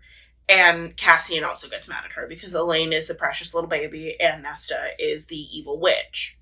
Cassian and Rhys are yelling, or Rhys takes Alyn back to the river house where he lives with Feyre, or where she lives with him and Feyre. And Cassian ends up yelling at Nesta, and this is when he asks the house to build a fire for her. And then he sees how she's, like, flinching at the way that the fire crackles. And it's because it reminds her of the way that her dad's neck snapped when he got murdered in front of her. And he's like, oh, wait, maybe there is something else going on here. Nesta, again, because of this, like, upsetting situation, tries to escape. And she manages to get down 1,000 steps before she has to turn around and go back up. Cassian reveals, like, he goes to her to apologize for yelling at her about Alyn. And then he reveals more about his traumatic backstory and how he murdered all the people who over his mom, and it took him years to get over the trauma of him choosing to commit mass murder to get revenge. Once again, I'm not saying he was wrong, because his mom was treated like utter dog shit, but I am saying that Nesta choosing to drink alcohol and have sex is not even remotely of the same caliber of badness as him slaughtering close to 100 people to get revenge for the way that his mom was disrespected. Like, one of these things is significantly worse than the other, and one of these people was allowed 10 years to get over it, and the other person is like, it's been 9 months, and it's like, okay, stop, go do some exercise, that should fix it. Like, it's... So I could not find the footage of me talking about chapters 18 through 30. So not only did I film the first iteration of this video 2 full years ago? What's 365 times 2? 630. Don't quote me on that. Nearly 630 days ago. Okay, or is it 730? Nearly 730 days ago.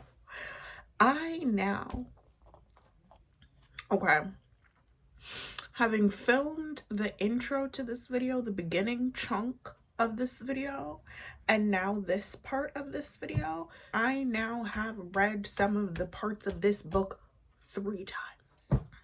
Not once, not twice, but 3 separate times. That's a life experience that I now have, that I have read some portions of A Court of Silver Flames 3 separate times to put this video together for you people. Can you tell I'm losing it? It is 11 p.m. on a Sunday evening. Blessedly, I don't have work tomorrow. So let's just get right on into it, you know, guys. Let's just, like, hop right back on into it. Don't think that I said this earlier, but the library is for women who have survived abuse. And that is part of, like, it's kind of like a philanthropic association, if you will, that supports women who have survived abuse. in Illyria. That's part of why they want Nesta to work there, I think, because there's going to be other people around her who have also been through traumatizing situations. That being said, they don't present it to her like this is a community of like-minded individuals. They present it to her like, you stupid bum, if you don't do this job, you will be disowned and thrown into your own personal version of hell. Oh, I didn't have the sound on. After Cassian finishes telling Nesta his backstory and how it like took him 10 years to recover from the trauma of voluntarily committing mass, it's kind of like what I'm doing, what I was talking about at the beginning of this clip. Like, you didn't have to do that. That was how you chose to get revenge. You could have just like gone and found the man who assaulted your mom, took care of him, but no, he said, I need to wipe out the whole village because none of them people helped my mother, because the cultural mores of Illyria meant that my mother was damaged goods, and so all them people gotta go. And then you want to complain about how it took you 10 years to get over that? I kind of feel like if that was the plan to begin with, like if you knew you were going to do this, you should have spent some time inoculating yourself against the guilt that you might have felt about that, about unaliving everyone in a village except for some women, children, and elderly people. Because he didn't say all the women, children, and elderly people. He said some women, children, and elderly people. He spared. And he did it with Azriel and Rhysand. So, like, you included other people. I don't know. It's, you know, if you're going to do something that you don't have to do, I kind of feel like complaining about it. Well, that's what I just did. I just complained. Complaining is free. Anyway, he's telling her all about this trauma that he went through, and he's trying to tell her, like, you know, you're not the only one who's been through things. Everyone in the inner circle has been through stuff. Mor went through things, and Feyre went through stuff, and it took them both a while to get over it. And Nesta is like, don't talk to me about other people's processes, because in her head, she's like, everyone's comparing me and my journey recovering to everyone around me and saying that I'm doing it wrong. And as we'll see over the course of these chapters, Nesta has a real complex about feeling like a failure. She feels like she's tried to do so many things to help and she's failed at every single one of them. So she's saying like she's thinking he's comparing her in the sense of like they were able to do it and you're still stuck here, when really he's just trying to like help her feel better. So she starts to get mad at him and yell at him and be like, don't compare me to other people, all of that. And then they get really close, and then she grabs him by his shirt collars and kisses him, just plants a big kiss on his lips. To which I say once again, this story doesn't really give enemies to lovers, if only because I don't think of stories as enemies to lovers if it's basically just like, oh, they just didn't know each other well enough. If as soon as they get to know each other, they stop being enemies and become lovers, then it's really more so like strangers to lovers, you know? Because most people, I would think, or at least maybe I'm projecting, like maybe that's just me, but like I am wary of people when I meet them first. I'm not going to be like outwardly antagonistic towards them. I wouldn't speak to them the way that Nesta speaks to some of the people that she doesn't know in this book, but like I'm not going to trust them. I'm not going to be like ready to let them scoot all over me physically. I'm not going to be ready to be lovers with them either. So that to me does not really like just is not like true enemies to lovers. True enemies to lovers is like two people who hate each other. And no matter how much information they get about each other, they're like, okay, but I still hate them. All right, I still hate that bitch. And then slowly, maybe they might have hate intercourse at some point during this story, and then slowly maybe they start to let their guards down. Like there's other stuff in the way of them becoming lovers more so than just the fact that they don't really know each other that well. That's what I want from an enemies to lovers. Like that's why The Cruel Prince worked so well for me, because like I really was like, how in the hell are Jude and Cardan ever going to get over this animosity that they have towards each other and this like well-founded dislike that they have of one another? And then slowly over the course of the series that unspools. Like that is kind of more so. And it was a very similar thing with Kate and Antony in Bridgerton, like, they were finding things out about each other, but they still found one another annoying. And then it took them a while to admit, okay, part of the reason that I dislike this person so much is because I have feelings for them. What do those feelings mean? Where are those feelings coming from? And then they become lovers. But like, they just didn't like each other's personalities. And then they would learn things about one another and still not like each other's personalities. Do you know what I mean? Oh, Nesta and Cassian to me are not true enemies to lovers, but who am I? The trope police. Cassian and Nesta kiss and they hook up for the first time. They're basically just like dry humping in the hallway, I think, of the House of Wind. And he finishes before her. She's like palming him through his jeans and he finishes before her. And she has this like thought to herself of like, I don't want him to reject me or to like make me feel bad and tell me that he thinks this is a mistake. So before I allow him to do that, I am going to say something mean to him to cut him down. So she says, "Oh, you're quick to finish," or whatever. "You're quick off the mark," or whatever statement she makes. And that like knocks him down a peg and she feels bad about it, but she also is like, I needed to do that so that I could keep him at a distance and also not give him the chance to reject me first. She's painfully self-aware of her own like shortcomings and defense mechanisms for a character in a book, but you know, I guess it's about expediency of storytelling, but this book is also 800 pages. So really I don't think that was a concern for Sarah at all.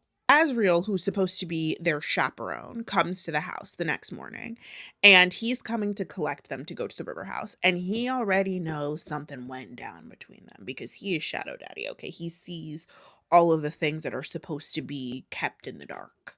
You cannot keep anything from him. So he's looking at them and he's like, guys, you're not supposed to be doing this. Like, but there are more important things to discuss other than Cassian and Nesta hooking up. And oh, I forgot to say, Cassian feels really bad that he was quick off the mark.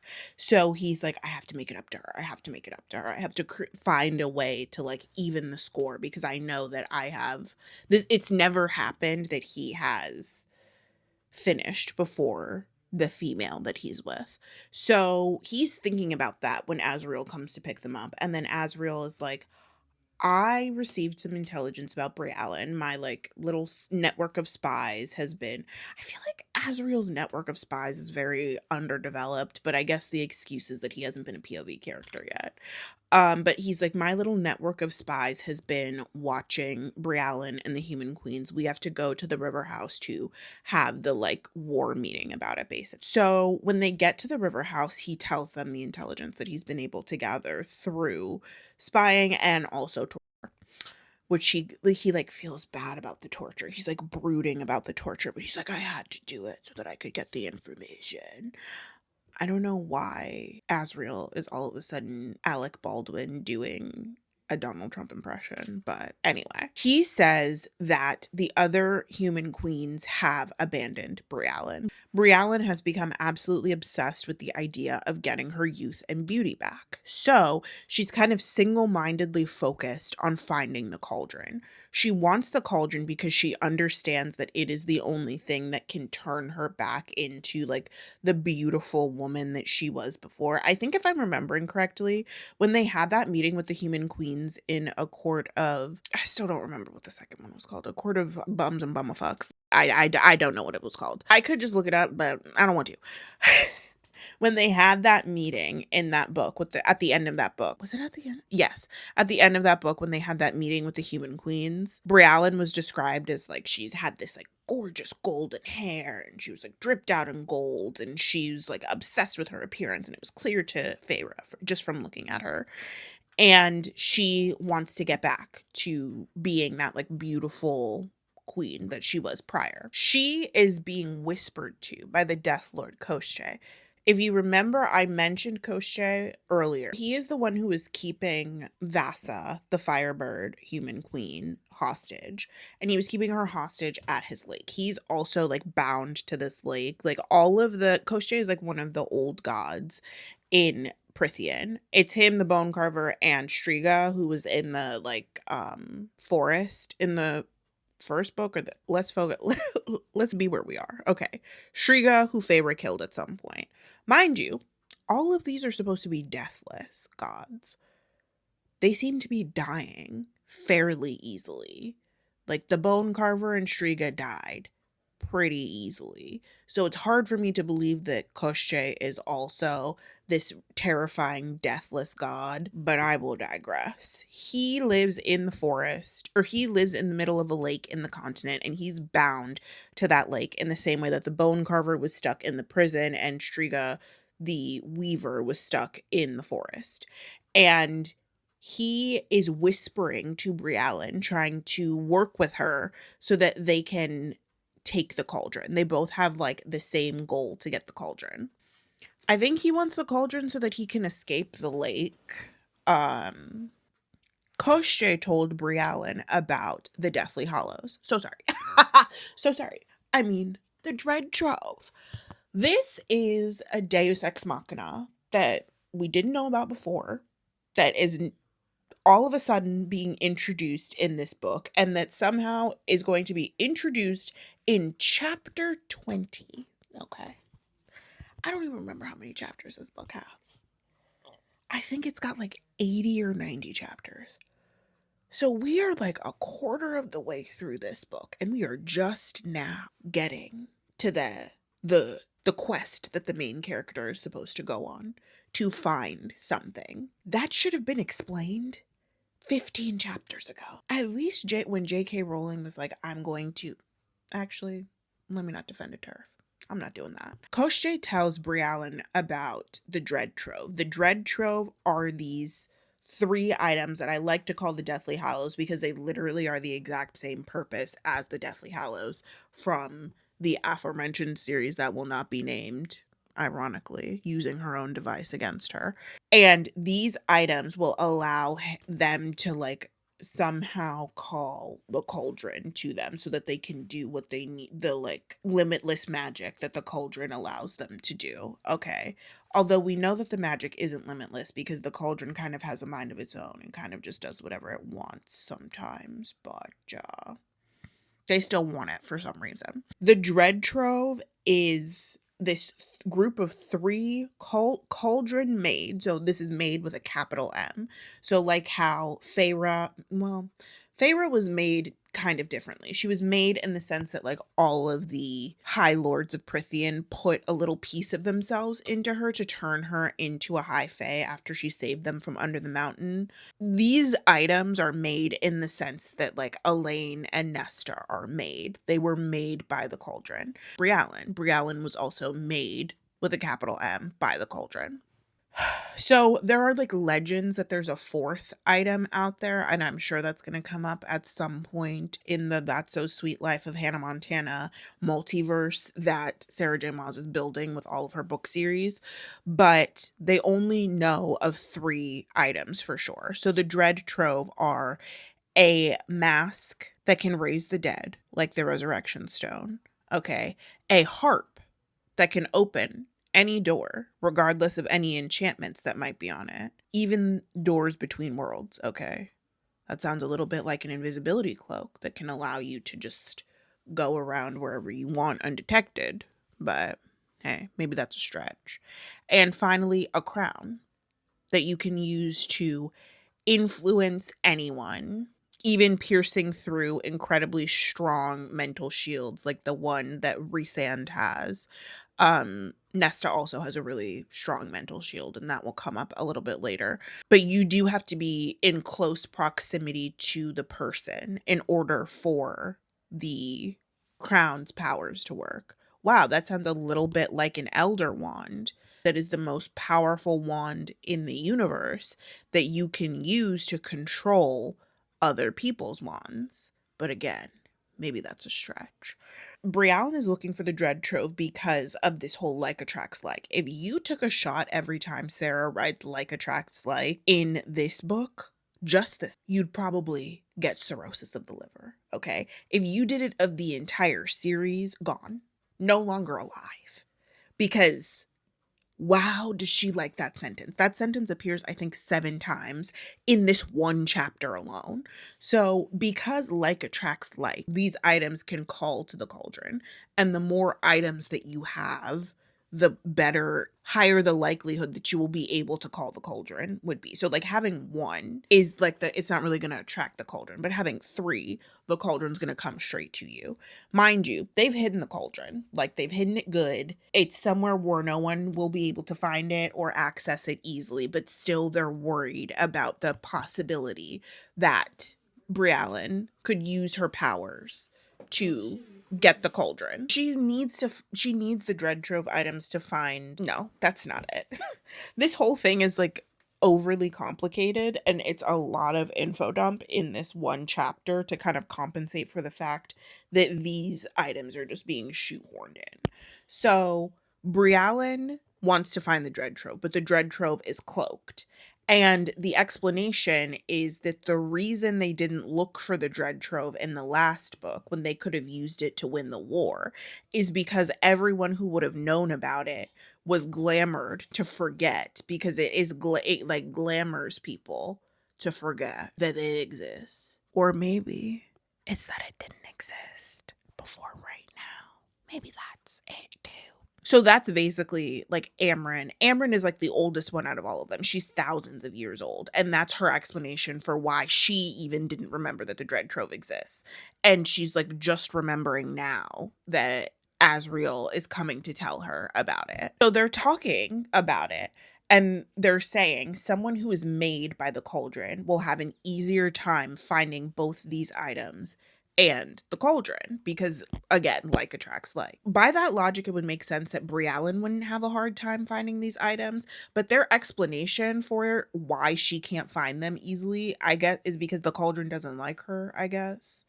Like, the cauldron doesn't want her to find the items, so she's having a hard time finding them. I guess that's the best she could come up with. They want Nesta to look for the dread trove because when she was made by the cauldron, she took something from it. And this is when they try and understand what exactly it was that she took from it. She's trying to explain it to them, but she's basically saying, like, the cauldron liked that she took something. It liked that she fought back against being made.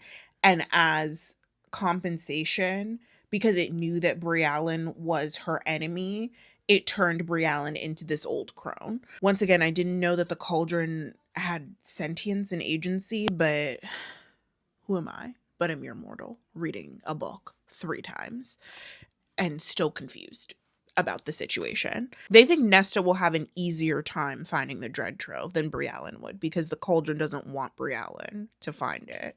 Basically, they need Nesta to find the dread trove items before Briallyn does, so that Briallyn doesn't get them and the cauldron and take over the world, basically. Alyn offered to do it. She's like, I can do it. I was made too. But everyone basically is like, she's too fragile. Like, that's baby. Oh, there's a little baby girl. She can't do it. She can't do it.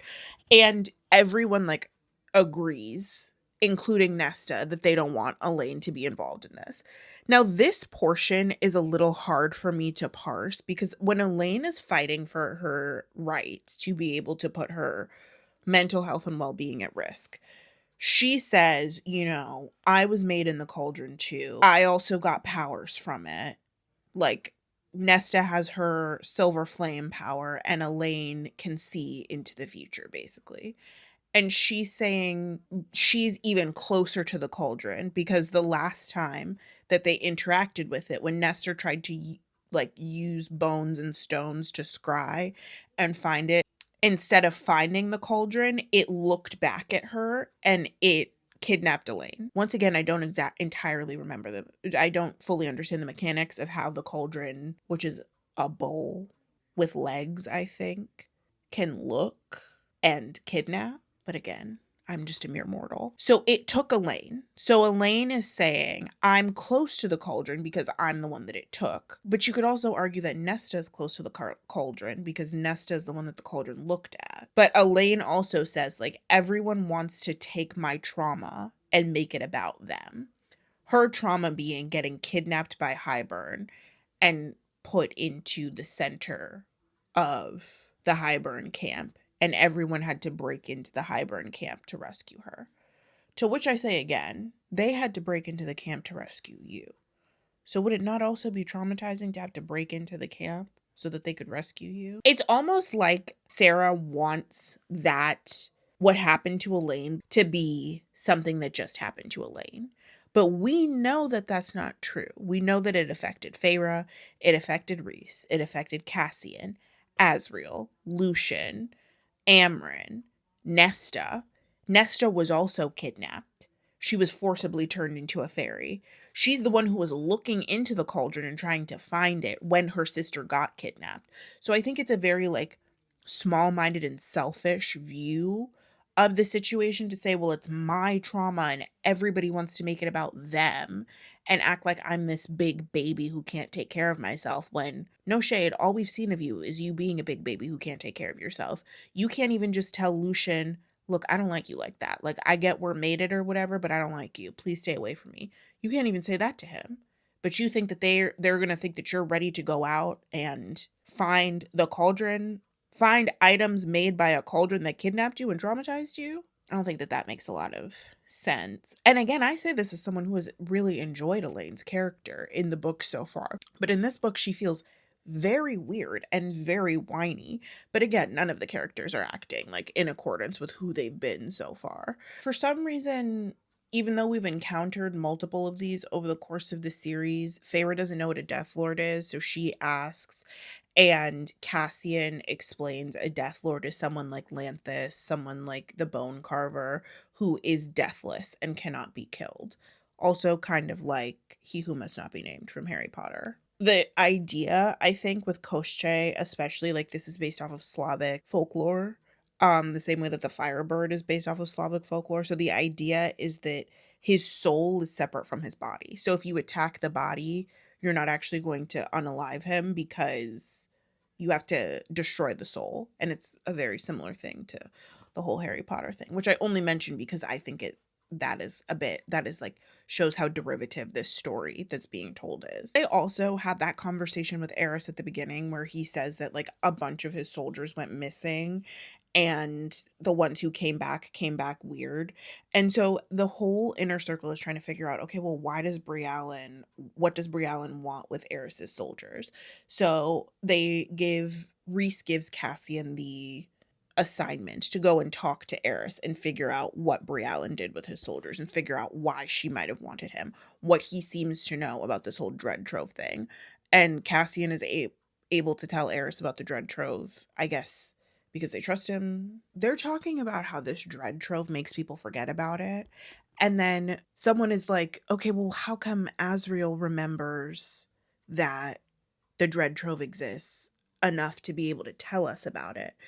To which someone else answers, like, oh, well, maybe I think it's Amren says, oh, well, maybe the Dread Trove wants us to find it and wants us to know about it. Which would then imply that, like, the cauldron and the Dread Trove, like I said, are sentient items that for some reason are aligned with Rhysand and the Inner Circle, and for some reason not aligned with Briallyn and Koschei. Does that mean that they're good? I think that, like, inanimate objects would be true neutral. So there's no like bias there.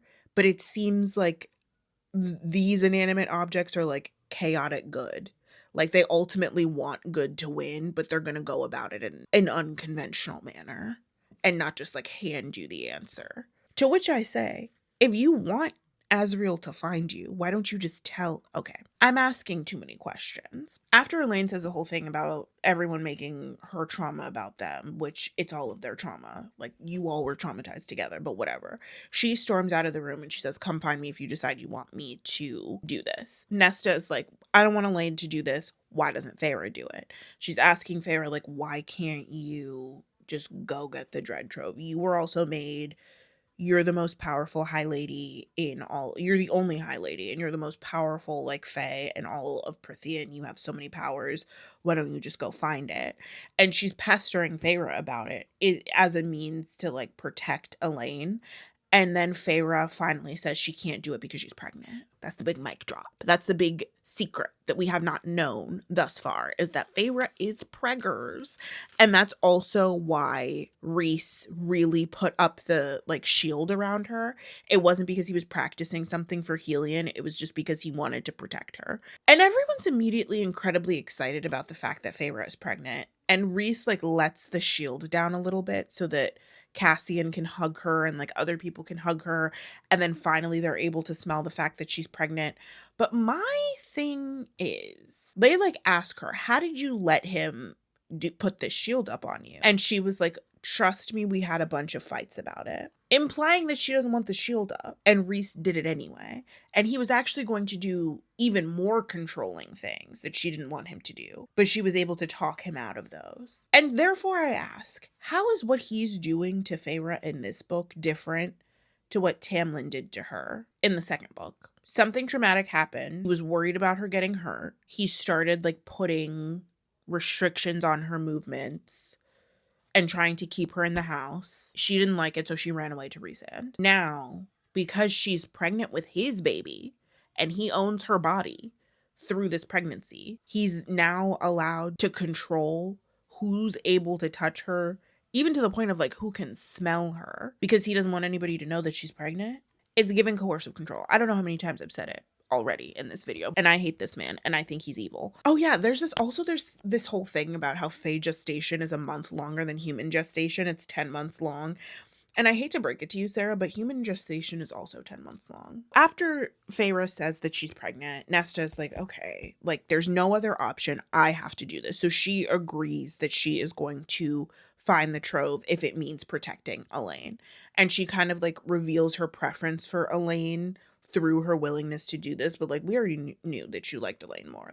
Alyn is not the one that you were sending out into the wilderness to go hunt for food for the entire family. It was Feyre. Feyre goes, Nesta leaves the room and she's upset about the whole situation, and Feyre follows her out. She's nervous because the last time she interacted with the cauldron had very negative consequences. Her sister was kidnapped. So Feyre follows her out, and Feyre says to her, fuck all that stuff that you're worrying about. I want to tell you the gender of my baby. Feyre says that Alyn figured out that she was pregnant, and Alyn got to know that Feyre was pregnant before anyone else. And they're keeping it very, very under wraps. They're keeping it in the inner circle. So she says, because Alyn got to know that I was pregnant first, I want to tell you before I tell anyone else that we're having a boy.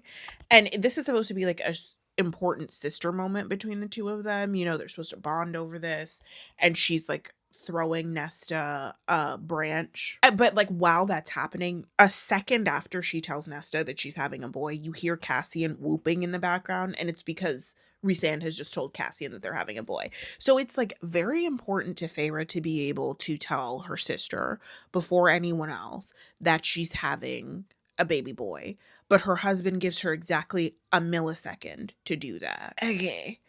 There's also some conversation about how Fae hierarchy and Fae succession is not the same as human succession. The firstborn, the first male in the bloodline, doesn't necessarily get to be the heir to the succession. I think that's why Baron, the High Lord of the Autumn Court, has so many kids, because it's almost kind of up to the fates who is going to succeed him.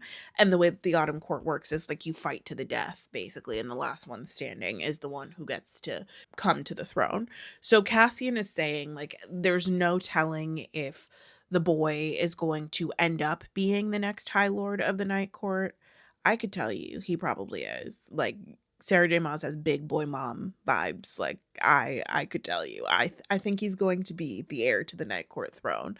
I'd bet good money on that, but I guess it's up to the fates. But he knows that it's the baby is going to be just as good as Rhysand is. To which I say, I pray he is nothing like his daddy, because I think his daddy is evil, and I hate him. Guys, I really didn't want to do a part 2 on this video, if only because the original video that I put out 2 years ago also had a part 2, and then the part 2 never came because there was all of this trauma surrounding the video to begin with. But it is 11 p.m. and I've basically run out of time to complete this edit. The second part, I have all of the footage that I need for the second part of this video. Half of it I filmed in 2026, half of it is from 2024. So I will get that up and ready for you guys as soon as humanly possible. Emphasis on the humanly here. But thank you guys so much for watching this video and interacting with it. There was something healing for me about being able to revisit old clips of myself from a time period where I was really struggling, and also being able to revisit this book series from a vantage point of really owning the place that I was in and not telling myself that I was in. That is going to be that for me. I really hope that Sarah writes a third male that she's more interested in Rhysand, so we can get him out the paint and Feyre can have a beautiful Mariposa butterfly arc, but it's not likely that that's going to happen. Anyway, if you are not yet subscribed to my channel, please subscribe. I put out videos where I talk about literally whatever I want. Sometimes it is videos about books, sometimes it's about movies, sometimes it is a 3-hour rant review about a book that I didn't even get halfway through. Like, this isn't even a quarter of the first book, and this video is 3 hours long. If you liked this video, please give it a big thumbs up. That really does help me to find other people who might be interested in the content that I'm putting out on this platform. Remember to check out my YouTube memberships and my Patreon page. The people over there may or may not be getting both a full 6-hour long version of this video and the second part of this video earlier than everyone else is going to get it. But that information about that will be over on my community page. Thank you guys again so much for watching, and I will see you in the next one. Bye!